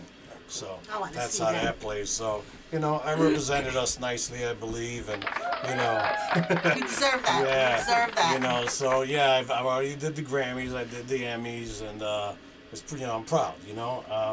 Beyond that, like I said earlier, there's some tunes like The Heat. You can find this all over the internet on all marketplaces. But that's really cool jam. ALOK, believe it or not, he's very big in Europe and in the United States for a lot of people. But ALOK, he's got like all right, Dan, I will. 30. Okay, Steve Aoki has like 13 million Instagrammers, for instance. He has like over 30 million. This guy's large. And we did the record together, and it's where In the Mix comes into play. Because between back when there's a song, Denzel, Pump It Up, you gotta pump it up, da-da-da, pump it up. Okay, which is kind of ironic. It's weird because I have a record, Pump It Up, Homeboy. But anyways, so we got that. And then after that, there's Endor, Pump It Up. There's Carl Kennedy, the love that saves me, or the love you bring me. Carl Kennedy, which was also a part with Roger Sanchez, and they used my In the Mix in there. And then most recently, the Pump It Up Stevie Aoki 3R Legend, which is Jackson Vega and Tsunami, and then ALOK. So these are current works, and that's my inspiration. Also, again, like I was telling all the other artists, I have to take some of my old medicine. I have some releases I want to do already, but I'm not ready to release them. Just like Fast Eddie, amazing producer artist. Fast Eddie's got like probably 20 albums. I'm not even joking, ready to roll, but it's going to be up to him and his ear.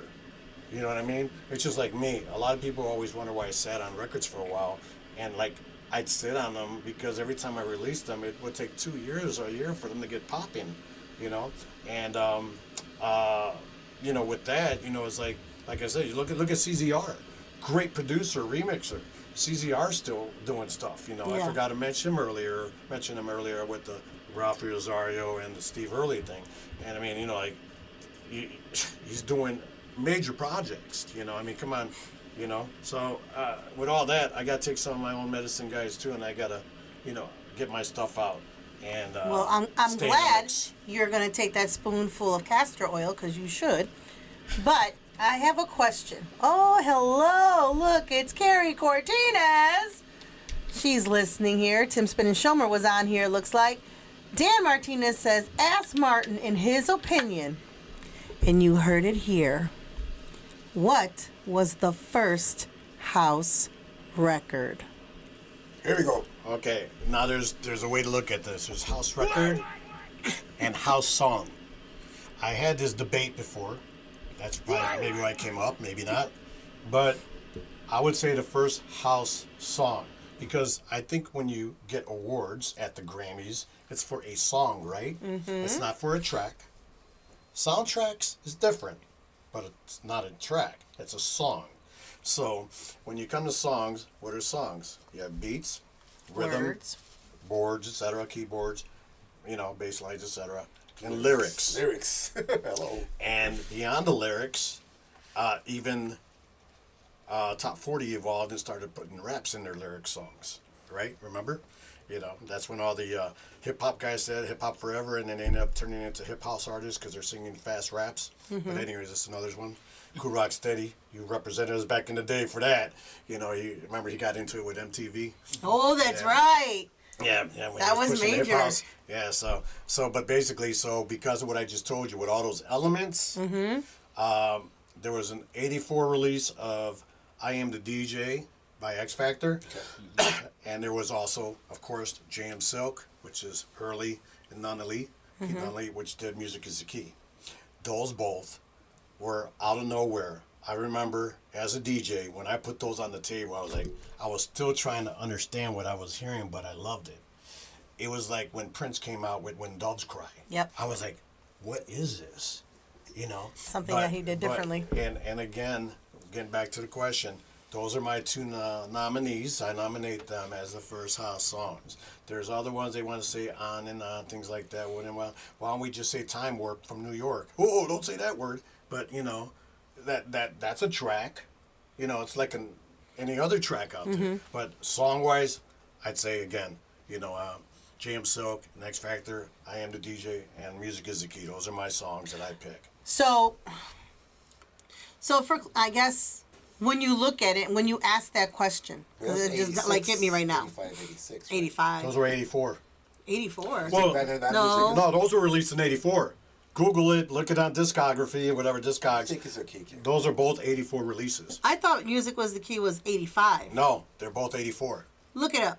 Yeah, just look it up on the site. But they're 84. I put my money on Researcher, it. look it up. Okay, so when you look at that, those are the 84 releases. And guess what?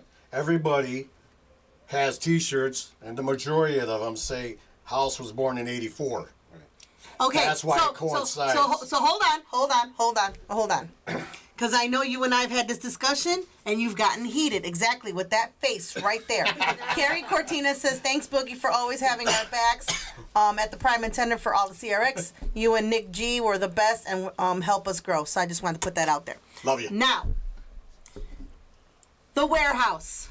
Yeah. You have a huge argument about the Warehouse and house The music. original Warehouse. Not the Warehouse where I DJ. Exactly. They say house started with the Warehouse on Jefferson Avenue. Go. Okay. You can look all over the world on the internet, etc. Old paper articles. Chicago gave a deed declaration of it that it's the place of birth, a house. What's crazy is that it closed in the end of 81 and 82 was totally gone. Frankie Knuckles left. He went over to the Powerhouse, and you had Ron Hardy over there at the Music Box, I believe. And Ron Hardy was kicking butt back then. Everybody knew Ron. Frankie Knuckles was known, but I think Ron was more known than Frankie. Ron Hardy was, yeah. You know, and then when you think about it, that if house music was born in 1984, how can it have been born in the Warehouse if they closed by 1982? Right. Ding, ding, ding, ding, ding, ding, ding, ding, That's ding. how that works. It's just fact, okay? It's not a hate game. And when you think about it, they were all proud back then to be dancing to everything from Philadelphia, you know, the Philadelphia sound. Tracks. Yep. You had your disco, you had new wave, and it was very gay. You know, it was a very gay thing. I'm gonna tell you. Two, fact. When I was in the South Side, I don't know about the North Side people and all, but we didn't have the internet, so that's the first time I seen Frankie Knuckles' name was on like a Jamie Principle record, you know, and I never knew who he was, but I did know Ron. I heard Ron. They used to share his cassettes everywhere. You know, he had some unique sets he put together, and but. That's just a fact, everybody. 82, they were already closed. You all wear the T-shirts, so throw them away if you don't believe me, and get you another shirt that say it started Birth the House in 1982 because you're false flagging, all right? You know, so that's the way that goes, and nobody can tell me anything about it. It's just a fact. Might as well call it Powerhouse music. Let's just change it all together now. Call it Music Box music. Warehouse? Nah. Okay? You know, but... Why do you think he gets the credit for house music? He didn't ask for it, by my knowledge. I remember he did a couple interviews. He never asked for it. They just placed it there on him, you know. And you know, Frankie, you know, he was great, you know, a great inspiration to many. You know, I love Frankie as a man. He was so cool. I mean, he was going to do a remix of In the Mix. I was at DJ International Studio, and I remember seeing him, and me and Benji were thinking about it, and he said, ask Frankie. So Frankie was in the studio that day. I said, hey, Frankie, what do you think about doing a remix of In the Mix? And as a compliment, he says, no, you don't need to remix that. And I'm like, really? He's like, Yeah, don't touch it. Leave it What alone. would you do with? I mean, even I'm listening to it in my head. What would you really do with it? I mean, that in the mix was, in my opinion, and I'm not a DJ, but I am a dancer, or was a dancer. In my opinion, in the mix had everything that every house track, and currently right now every EDM song, even now if you were to play it, it has that sound that can pass through these generations, like through these decades, literally, I think. Because even when we played it right now, you can hear it and you know that you can play it anywhere and people would know it. Nice thought. And I'll tell you, to back up what you just said, go look up Google, the number three in the words, 3R Legend, and look for Tomorrowland, where they debuted Pump It Up, the record I did with Steve Aoki. Thousands of people out there. Tomorrowland's big. And they set it off where they break it down, there's no music, and I think it was Jax or Vega that got on the mic, right? And they're all standing together, Steve Aoki there. He says, hey, everybody, all right, everybody get ready to make some noise, da-da-da. And all of a sudden it's dun, dun, dun, dun, dun, dun, dun, dun, and the place just went fire crazy. Mm-hmm. And I always joke with my friends, I says, imagine if I was like trying to get to the stage, hey, excuse me, that's my record. Like, they'd be like, who are you? You know what I mean? Yeah, old man, get out of here. but you know that's basically how that works out. Where you know you're right. I mean, it's a record I made on my own, and it's really a lot of people like think I take word credit for it, but I actually made that record with my own hands. I was in the studio. I was in Studio B at DJ International Records because Studio A was being taken. No, I was in Studio C because A and B were being taken by Tyree and Eddie or somebody. Cool Rock, blah, blah, blah. And I was in the mid studio just pre-proing, and then I was going with the knowledge and knowing that I had to make myself feel better actually because so I forgot who mentioned it, but they said. I said, yeah, man, I really want to get in the big studio with, 24 track downstairs or with 48 tracks upstairs. And I forgot, I just really can't remember. But they were like, if you can't start making a record with your beats, your bass, your kick drum, it's up there, then you can't be in Studio A and B. No. It says, if you can't make a record good enough by the 8th track, start all over. You know what I mean? Like in other words, you're not going to move up to that level, like you said. If you can't make a good record in a 16, track studio, but when you get up to 8, if it ain't right yet, you need to start all over. And that's how I took it serious. So I'm in there, and I had the Ensoniq board, and I think I had a Moog in there, and an EMU with the floppy disk, and I was thinking about, and this is I guess this is with respect to the older artists in the industry too with us, what I'm going to tell you right now. So, as a DJ, I was always trying to keep my ear to the ground, what makes people dance. Mm-hmm. And I said, okay, what keyboard is really big out there? Synthesizer. And at that time, there was a song between the Rude Boys and Master C and J, Move Your Body or to the Beat, Move to the Beat. And it was dun-dun-dun-dun-dun-dun, dun-dun-dun-dun-dun-dun-dun, Oh, yeah. dun-dun-dun-dun-dun. Dun, dun, dun, dun, dun, dun, dun, dun. And I'm like, okay. Dun, dun, dun, dun, dun. Like, dun, dun, dun, dun, dun, dun, dun, dun.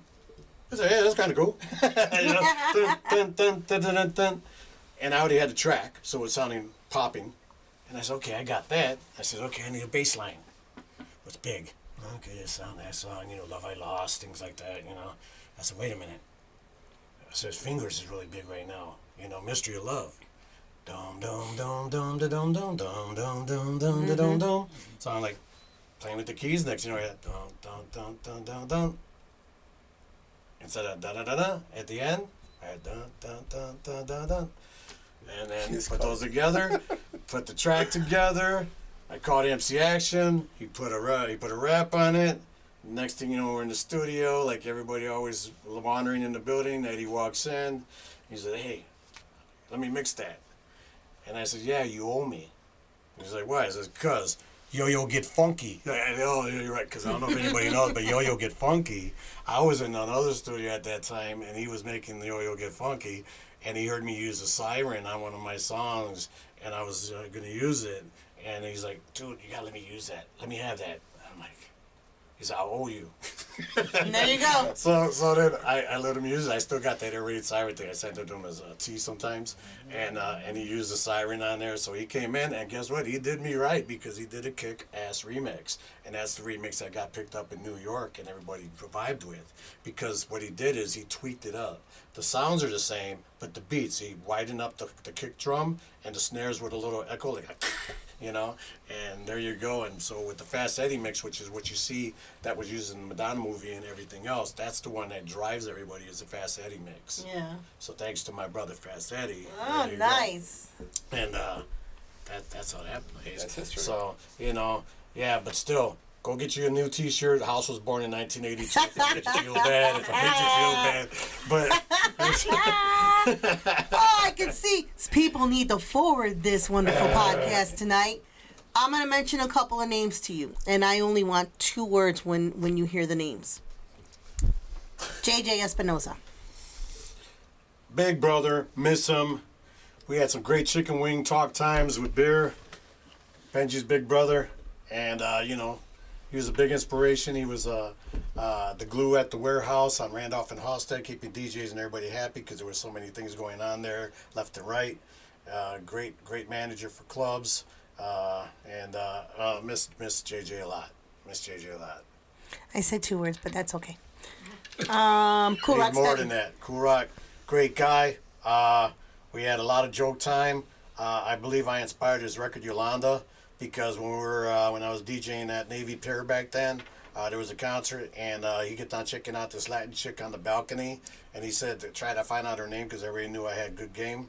So I went up there and asked her what her name was, and they came back and they gave her the name Yolanda. And the next thing you know, he goes out the record Yolanda. I'm not lying. This is a true story, you know. And And you heard it here first. And that's when he was walking around with his Empire Carpeting cell phone. Oh, that was my like the God. one, like it was a bass big, thing. yeah, in the bag. And he walked around with like his all crew, and he's like, and he was like, he would always say, ain't no but a couple peanuts. And then I used to try to be like Benji said, I'm cool. So I said, oh man, you know, a couple cashew. He's like, so he starts telling everybody it's a couple cashew after that. Bad Boy Bill. Bad Boy Bill, Blaster Bill. That was his original name. Bill, great guy. Always loved him. Great story with him. And this is a professional speaking way. This is not a hateful speaking way. We're at the warehouse, and it was B96 night. I was actually DJing on B96 night as a GCI radio DJ, but Julian was the main feature of the night, and Bill was a guest a certain night as others. And he walks in and he says, "Hey," "Hey, what's Julian gonna play?" I said, "What do you mean?" He said, "What's Julian going to play?" I says, "Why?" He said, "Well, I don't want to play what he's gonna play." And I said, "F Julian." I says, "And F me too." I says, "Dude, just kick ass. They want to hear you." I says, "Because when you get off, I'm going to go after you to kick your ass." And he's like, "Well, okay." Those, you know, there you go. And then he reminded me of Lip Passage a couple years later when he ended up going on B96 by himself. I mean, leaving B96 and only doing 1 mix a month or whatever. I remember he said to me, "Hey, remember that, what you told me? Thanks." That's my Bad Boy Bill, what I got to say. And I'm very proud to have shared that moment with him. That's awesome. Elroy Smith. Elroy Smith, terrible man. Took over the station, GCI, when I was doing the show on weekends. He tried to force me out. He kept on using a race card on me without saying it. He made me start recording my mixes. Infinitely to him, he wanted to review all my mixes because he said he needed more station music in the mixes. I said, "You do understand it's Club 107.5?" And I invited him to come to the club. So I was to see what I'm talking about. And he never made it. And then he ended up getting some guy, Sonny, from San Francisco or something, or Dallas, where he was at, to do the mix show and sneak him in. And then one day he comes up to me And Irene had my back, and Armando, and Stephen Ross was gone now. Okay, that's why this happened. And then he says, "Hey, last night I listened to your mixes. You weren't doing what I asked you to do." I said, "Wait a minute." I says, "I got all these remixes of Michael Jackson, Janet, everybody. I got all these remixes from, Heavy D, everything from Billboard special mixes. These were mixes that people couldn't get in the market. They sent me vinyl versions of these mixes that were not released, but they knew what I needed to keep them on the show." And so he said, "Well, come to my office." So I go to his office, brings up my list. What's this record right here? This one. I marked this one. Too Blind to See It, Kim Sims. And I said, Not a part of their program. and I said, "Wait a minute, what are you talking about?" He says, "Yeah, I told you I need more music like the station." I said, "Can I close the door?" He says, "Yeah." I close the door. I say, "Oh, that's okay. Elroy, do you want somebody that's black to be in my position?" And he says, wait a minute. No. I said, no. I'm serious. I said, because this is written, performed, and produced by black people, not to mention Steve So Curly, which is known all over the world and respected and mixing everybody from Michael Jackson, and you're putting his production in a category that's not with the station. And he's like, "Oh, well, I didn't know that." And I'm like, "You know what, let me do you a favor. I'm not going to be here anymore because I don't want to be." I said, "What I'm going to do for you is a favor. Mike Dunn, I don't know if you ever heard of him," I told him. I says, "He's really big in Chicago. He's doing great, black clubs." I says, I invite you to go see him before bringing him in if you want to. But the guy's dynamite. He's a great mixer." I says, "Mike Dunn, I could call him, have him here ready for you next week." So then he said, "Okay, yeah, I like that. I like to talk to him." He said, "But don't get me wrong, I didn't mean it like that." And I said, No, it ain't like that. He says, "I can't work like this." I says, "I'm okay. I don't even need to be here. I don't even get paid." I never got paid. I used to have to do my own reels and everything. I had to buy my own reels. They were expensive. Yeah. And then and then there's a terrible story to that. When I came back, a couple weeks later, collect my mixes out of my locker. That's when Donnie Devo was helping. He was no, he wasn't on the air yet. He was like he would clean out the intern. He'd clean out the studios and all that, and help with carding the music, And I even gave him an inspirational talk back then. I said, "Keep doing what you're doing. You're going to end up getting where you want to be." So I did push that on him as a positive. But anyway, so the next thing you know, I get out the station, I go down the elevator, I get on my Okie cell phone, where you had to pay $1 a minute, and you had to beat at 55 seconds, and you say, "Okay, I gotta hang up," because you would have to play the next minute. So I called Mike, and I said what was going on, and he said, "Oh, really?" I said, "Yeah, man, dude, just take this thing over. You'll be perfect." Next thing you know, he gets it. He calls me back a few weeks later. Mike did me a nice one. He's like, "Hey, I gotta tell you something, bro. Like, what? I didn't ask for it. I didn't do anything about it. I know you were doing everything there for free, this and that." He says, "But dude, they gave me a key card to the building. They're giving me $300 a week, and they're paying for my tapes." Ain't that a bitch? Ouch. I'm like, "Well, good for you." But I said, "F them." I says, but, because they were really cool with me. Everybody loved me in the station, I mean, Marv, Marv Dyson, everybody, his wife, everybody liked me. It was just that guy, Elroy, but, it's just, that's what happened. But, it was kind of understandable, especially when I would meet some artists like, what Elroy did to me, like when I met Queen Latifah, and she treated me like crap because when I was reporting her song on Billboard, because the way she treated me, I was going to take it from number 12 to like number 5. I mean, I took it to 12 to 5, and then we were going to take it to number 1. And then that was when she was on Tommy Boy, and Julian Perez did a mix on there too. And then I ended up taking her from number 5 to like 18, and she missed number 1. But that's because when she was approaching everybody in the station, which was all brothers and sisters, I walked up to her to say my hello, and I said, "Hey, I'm Boogieman. I do the weekend mixes." And she's like, and I went to shake her hand, and she looks at my hand, and she's like, "Oh, okay." And she walks the other way. Right before that, she's hugging everybody, people she don't even know. Out. Yeah, So then she kind of prepped me for the Elroy thing. You know what I mean? When something like that happens, just like when Snap did it. I was going to get in a fist fight with him when I got them a performance at the No. There was the castle, and before the castle, it was the big stone building. Limelight. It was Excalibur. I got them up over because I was billboard. He said, hey, they're gonna be in town doing interviews up in '96, and you get them somewhere. I got them there. Walked up to that jag, and and he's like, hey, what's up, man? How's it going? And he did the same thing like her. It amazes me how, and again, it's always been said since we were like kids. But it's them. That you don't know who you don't know, and you need to treat people with kindness because you don't know who they can be. Right. So it's rather amazing. Yeah, just like when I got locked up one year. No lie. You got locked up. I used to drive on suspensions all the time, right? Yeah. And then I used to always have to carry I carry like a G note with me all the time, and I always had my penny loafers under the seat just in case I get locked up. Because back then you could get out if you had the money, So I had penny loafers because when you get in jail you got to take off your shoelaces. You know what I mean? And your belt, So but the shoelaces, you don't want to walk around with floppy shoes in case you get in a fight or something, So we got a flat on the way to do a party, and at 59th and Dan Ryan we got flat, and I got off the exit and there was a 24-hour fix-it place, and I'm getting this thing fixed, and I'm DJing for GCI, and the next thing you know, they opened the trunk because I told them we already did that. The spare's bad, and he said, let's check the spare anyways. Some cool brothers and shit. No, his uncle, family joint.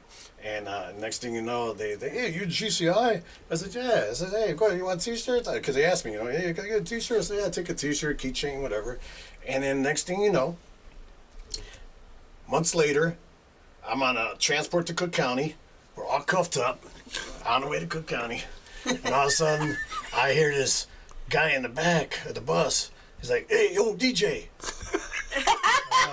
And this is like a Saturday night. I got locked up after DJing, right? And then I'm like, hey, DJ, GCI. I says, and he's like, you remember me? I said, wait a minute, you 59th Estate, the tire place. He says, yeah, man. Wow. Like, dude, man, hey, man, we got celebrity, And the next thing you know, I'm going into county like a big boy, And he had my back. Oh, my God. I gave him and everybody, and I asked him, this is the crazy part. So he said, hey, man, what you in here for? I said, oh, man, I couldn't make bail. He's like, what'd you bail? I said, $24,000. He says, 24? What'd you do? I says, I'm on triple suspension, man. He's like, oh! He starts laughing. I'm like, what the fuck you laughing? I'm sorry, what you laughing for? He's like, dude. He says, I just shot somebody, man, and my bill's $10,000. And I'm like, what? I said, yeah, you can laugh about that. I get it now. Like, yeah, because somebody was trying to rob his uncle's tire place. And he shot the guy in the leg or something like that. Yeah.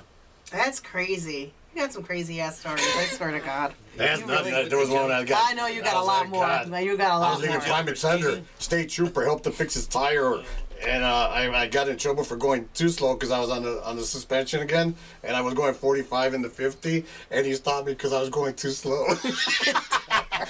And then Mickey Oliver, he gave me a Mickey Oliver who I give big homage to because Mickey taught me how to edit back in the day. He was the one that him and Kenny were the first ones that put me on WBMX guest mixing back in the day. Mm-hmm. Okay, and then Ralphie carried me later on GCI.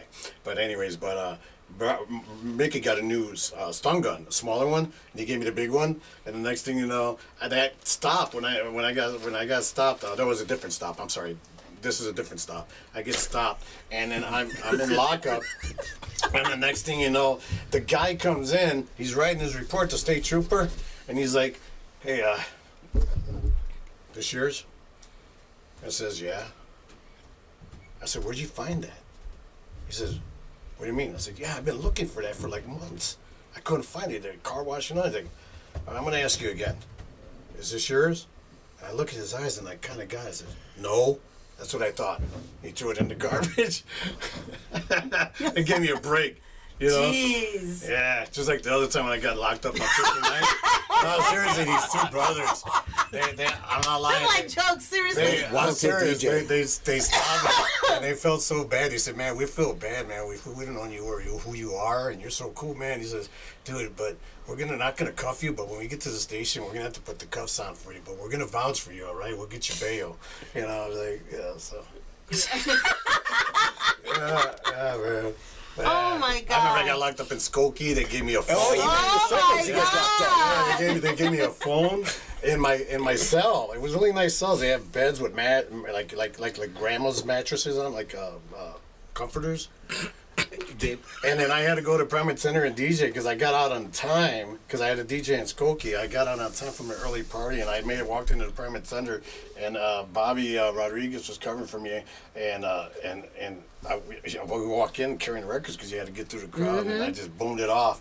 And I remember the first song I threw on was a Tick Tick Tacky version remix of Native Love. Tick Tack Tack, you know. Are you ready to throw down? Everybody's like, yes, we are. And I'm like, give me a shot, give me a beer, let's go. I think we need to start doing background checks before. Jesus, we may have a criminal on board. Like I said, we got like. Hey, all my from records back are in so the day. hot. All my records are so hot. They must have been stolen, you know. Oh my God, Jesus That was Lord! just- I knew I was walking into some shit, but I didn't know what. Jeez. Yeah. All right, let me go back with names. Irene Mojica. Oh, great, big sister. Seen her last time when I was DJing in Rush Street, and she's working with a band back then. I wish I could see her again.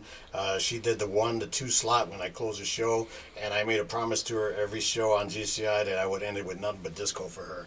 So everything from Earth, Wind, and Fire to Tavares and stuff like that. Oh, that's cool. I'm going to mention a couple of other names because now that we're going old school. Joe Soto. Soto, great guy, legend in his own. You know, he helped a lot of people's careers, and you know, I didn't ever break bread with him or even drink with him.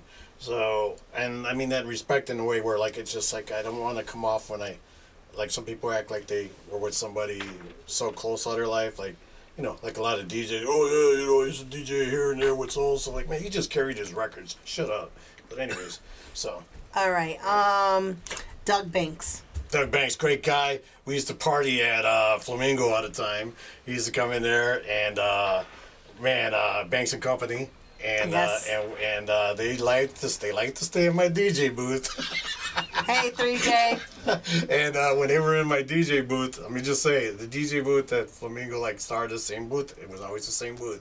It was a great time to escape from everybody and just everything. You know, I had my own waitress and all that stuff too. So Yeah, I remember. And they would kindly mention me the next morning on their On their morning show. shows, and they would give me credit for giving them the hangover. There you go.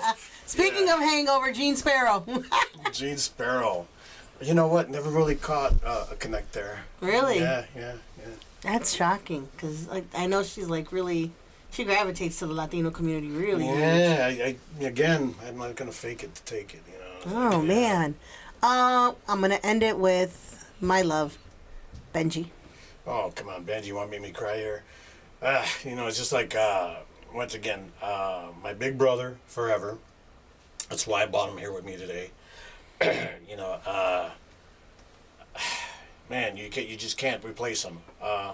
If they put, well, not if, but being how they put Einstein in the way where they wanted to, I think they saved his brain to study it because of his genius. I mean, I would put Benji in the same category of saving his thoughts and memories and knowledge. Because that man was a music encyclopedia, He was. and not just that, he was an inspiration for many in Chicago. Some unsung heroes should sing his name out loud because without Benji, we would have never reached the masses outside of Chicago, Illinois, and he was the liaison that helped us get accepted overseas and especially in the big market, New York. And at the time, that was a big deal because we were a market 2-3 share in popularity radio, etc. And when you went into that format of radio, he was the one that was able to talk it through and get the big DJs to play it. And you know he would critically tell us too sometimes of tricks of the trade. It's like it's like Chicago. If you put Chicago on a mix from Chicago, when we were working at Quantum Distributors, like when me and Tyree, Fast Eddie, CZRL worked in there, but at that time it was me and Tyree. Yaya was running the show, Yaya San Miguel, and we were in the back there, and between Tyree and Eddie and I sending records out and packaging them up to go to New York, we always wondered sometimes why some records would come back and get refunded, and sometimes it would just be because it had the word Chicago written on it big. Wow. Because see well, that's also a curse of Chicago. Even today, everybody needs to understand this. This is one of the curses of Chicago. If you put the word Chicago to the world that we created house and keep that up, they're still going to keep ignoring our music, not mine, but others from Chicago, because nobody wants that. It's like everybody wants to be a king of this, a queen of that. You know, that's not the way to get friends everywhere. You know, if you ever notice, New York is really tightly knit, and they never came at us until probably 10, 20 years ago trying to make some claims. But they never came at us back then saying, Chicago is, no, it's New York music. They never did that. And Chicago is its worst enemy. And then when you come deep into Chicago on this Chicago badge, it's like going in jail. You know, if you got the wrong badge, you ain't gonna get along with everybody. But if you just go in there holding your own, like I say, I like to really, I appreciate that I'm a legendary house music artist, DJ considered guy, but I'd rather be considered the way I came up as a music DJ. You know, it's more, music is more than just house. It's, you know, it's everything. It's just, look at the Grammys back in the day. You had a, now this is a respectful way to place it, but you had a king of pop and a queen of pop. You had Michael Jackson, you had Madonna, etc., right? But, you know, when you look at that, there was only these categories. Now there's all these subcategories. Yeah. You know what I'm saying? And that's the same thing with house. You know, everybody, oh no, I'm the acid house king. I'm the, like, no, dude, it's house. It's house. You know what I mean? Oh, I'm the ghetto house king. Oh, I'm the dookie house. Whatever the hell, you know. You know. I'm just saying. You know, it's just like, but why can't they just make music and just put it out and share it with each other and share each other's music that they can't play? Because I can't play some of this stuff, not because it's vulgar or something. Sure you get that by now, but it's just you know, we got to get back to that factor of it. Just let's just make great music in Chicago and stop trying to categorize it. You know what I mean? It just really makes me really sad. And Benji was a big part of that too. You know, he identified stuff, but he never wanted it to be shunned out. Well, before '84, it was all dance music. Yeah, that's what I'm saying. It was awesome. You know, dude. Not even dance music. It was just music. Yeah, you played good music. If I was at Prime and Thunder, you were at your spot. It was like even you were playing a New Order next to Fast Eddie, next to Earth, Wind and Fire. You know, it's like Madonna. Whatever was hot. Donna Summer on the same night. You know, there you go. You know, but you know that's just the revelation that it came to. I'm sorry to hear it, see it, but we have a chance to fix it.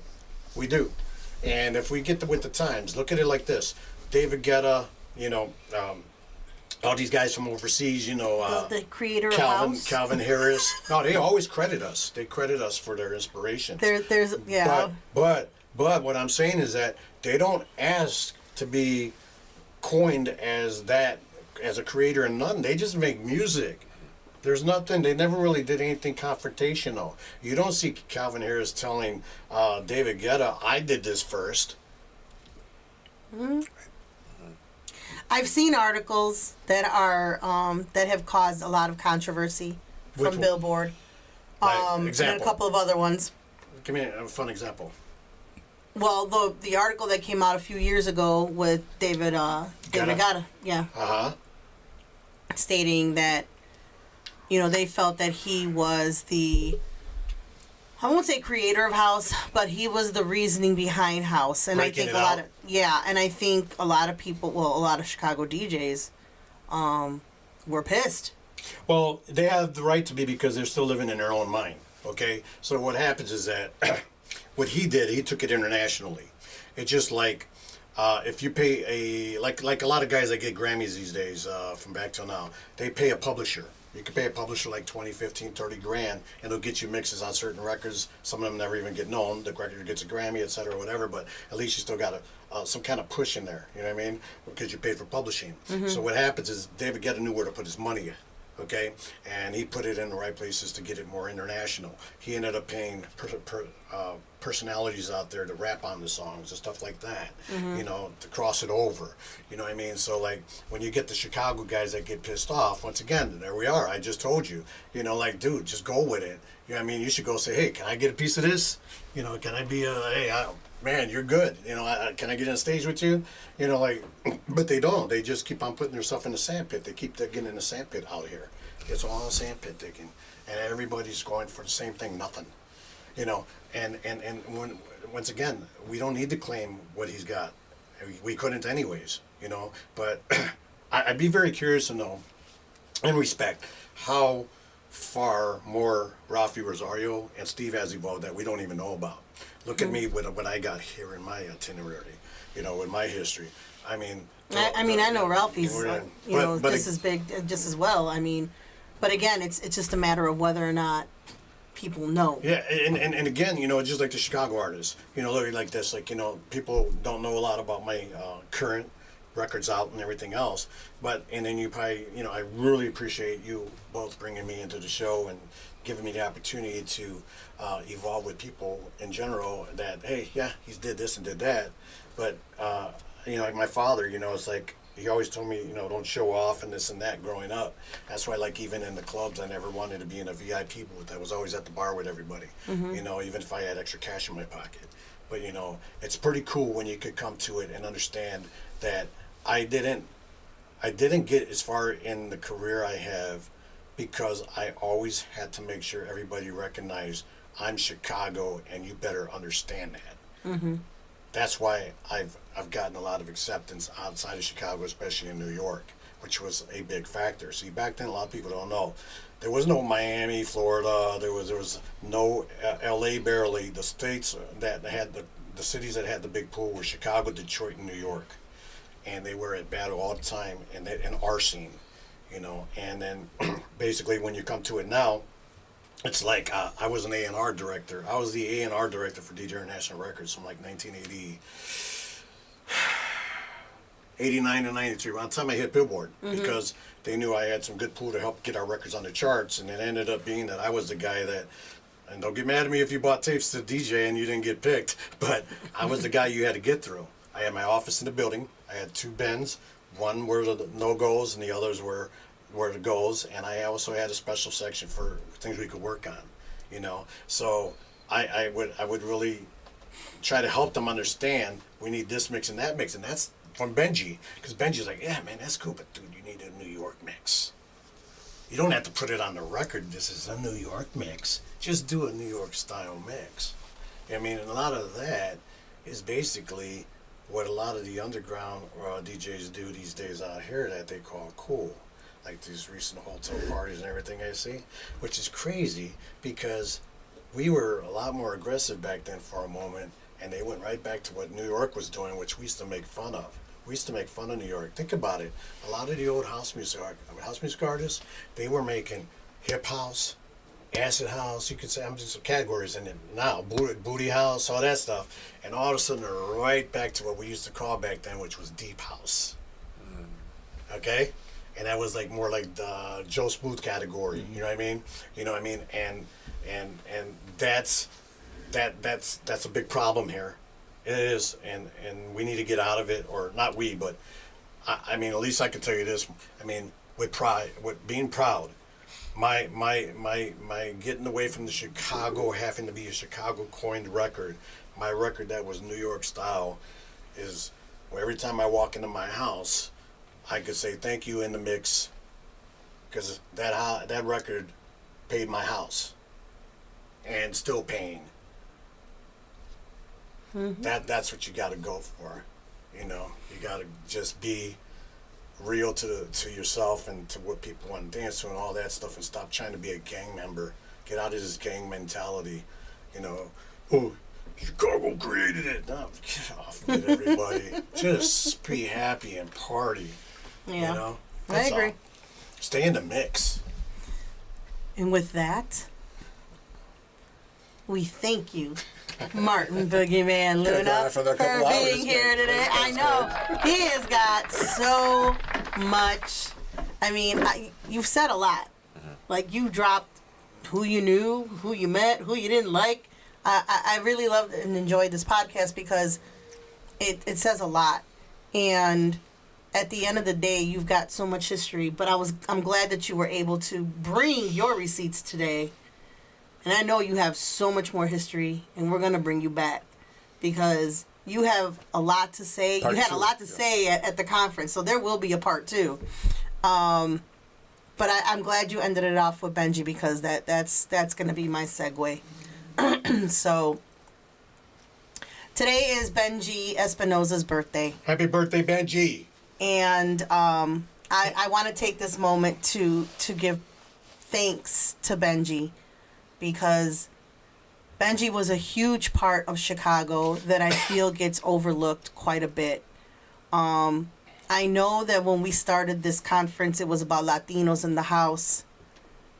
And we named it that because of the fact that Latinos got overlooked quite a bit in their contributions to dance and house music. Benji Espinosa was a huge part on why people collaborated, why music got to where it got to, and he does not get enough credit for the things that he did. Rocky Jones was a huge part, obviously, DJ International, but Benji was the reason why everybody knew DJ International. how to do DJ International, how to get through. And Benji was very argumentative, and he would prove you wrong, and he would bring everything to the forefront when he would see anything on Facebook that was incorrect and brought receipts to correct it. Benji put a lot of people on the map. He saw talent, and he knew how to handle it. If there was a conflict, Benji could put you in your space and put you right back in your lane, and also teach you how to market what you didn't like. I unfortunately never really got to learn that until later in life. And though he always tried to teach me some things, there was just some things that sometimes when you're young, you don't understand it and you don't take it in. Benji was the reason why Candy was put on B96 in the first place. He gave me my opportunity by asking, do you know how to act? And I said, no. He goes, well, you're going to learn now. And gave me the opportunity from 1995 of October to February of 1996 to be on B96 and to be Candy. And that was a great opportunity for me because it opened up, I won't say it opened up doors, but it gave Excalibur, to name one, a lot of things because I was not just a dancer there, but I was also a manager there. And a lot of things that I would go to in these clubs, it opened a lot of doors for me to learn hospitality and got me to where I'm at today in hospitality. But he also taught me learn how to curtail your attitude because it's your attitude that's going to get you in trouble. And he was right. But because of that beginning for me, it opened up the door for Michelle to come in and do great things with Candy and take it to another level, even into country music on US 99. Benji saw the best in everybody. Even if he didn't like you, he found a way to find the best in you. And he always wanted to make sure that he gave you your props. And I still have my text messages from him to this day because I won't delete them. Because sometimes I have to refer back to them as a reminder of who I am and a reminder of sometimes that I am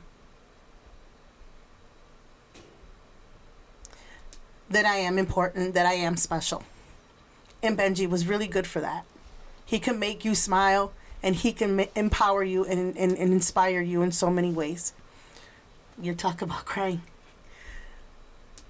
I thank you, Benji. I love you. We miss you. I know Martin misses you. There are a ton of people here who miss you today. And at the end of the day, you are will forever be remembered for the man that you were, not just to DJ International, but to so many DJs, so many artists, so many producers, on where you put everybody on the map. And we thank you. We thank you for being the man that you were, because without you, we wouldn't be who we are today. So. Wow, man.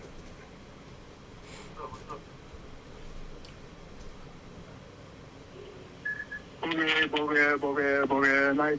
Boogie, say what's up to Adonis. What's up, Boogie? Boogie, nice. Yeah, that's a cut. I like that. yeah. Boogie, nice. And they still moving, you know. Or the Tramps.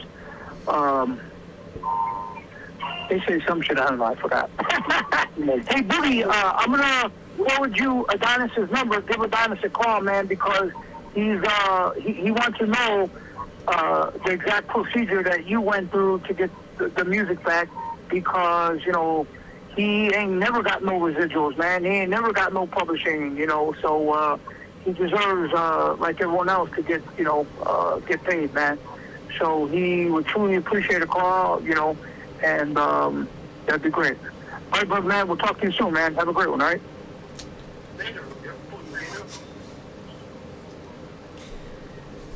Rest in peace, Benji. Happy birthday. Happy birthday. With that, we're gonna leave. We're gonna close it out right here because we're really emotional right now. And we'll see you in 2 weeks.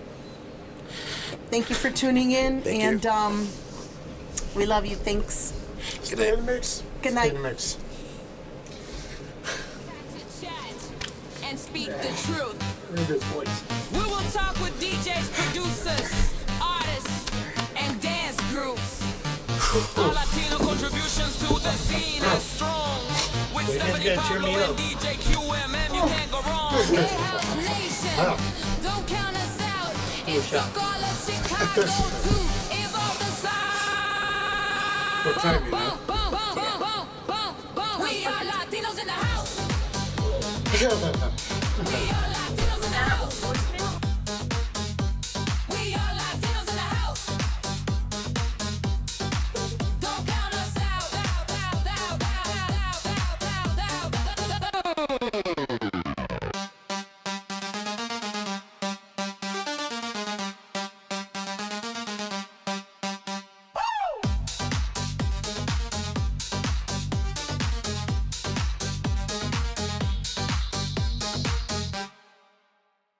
It's time to chat and speak the truth.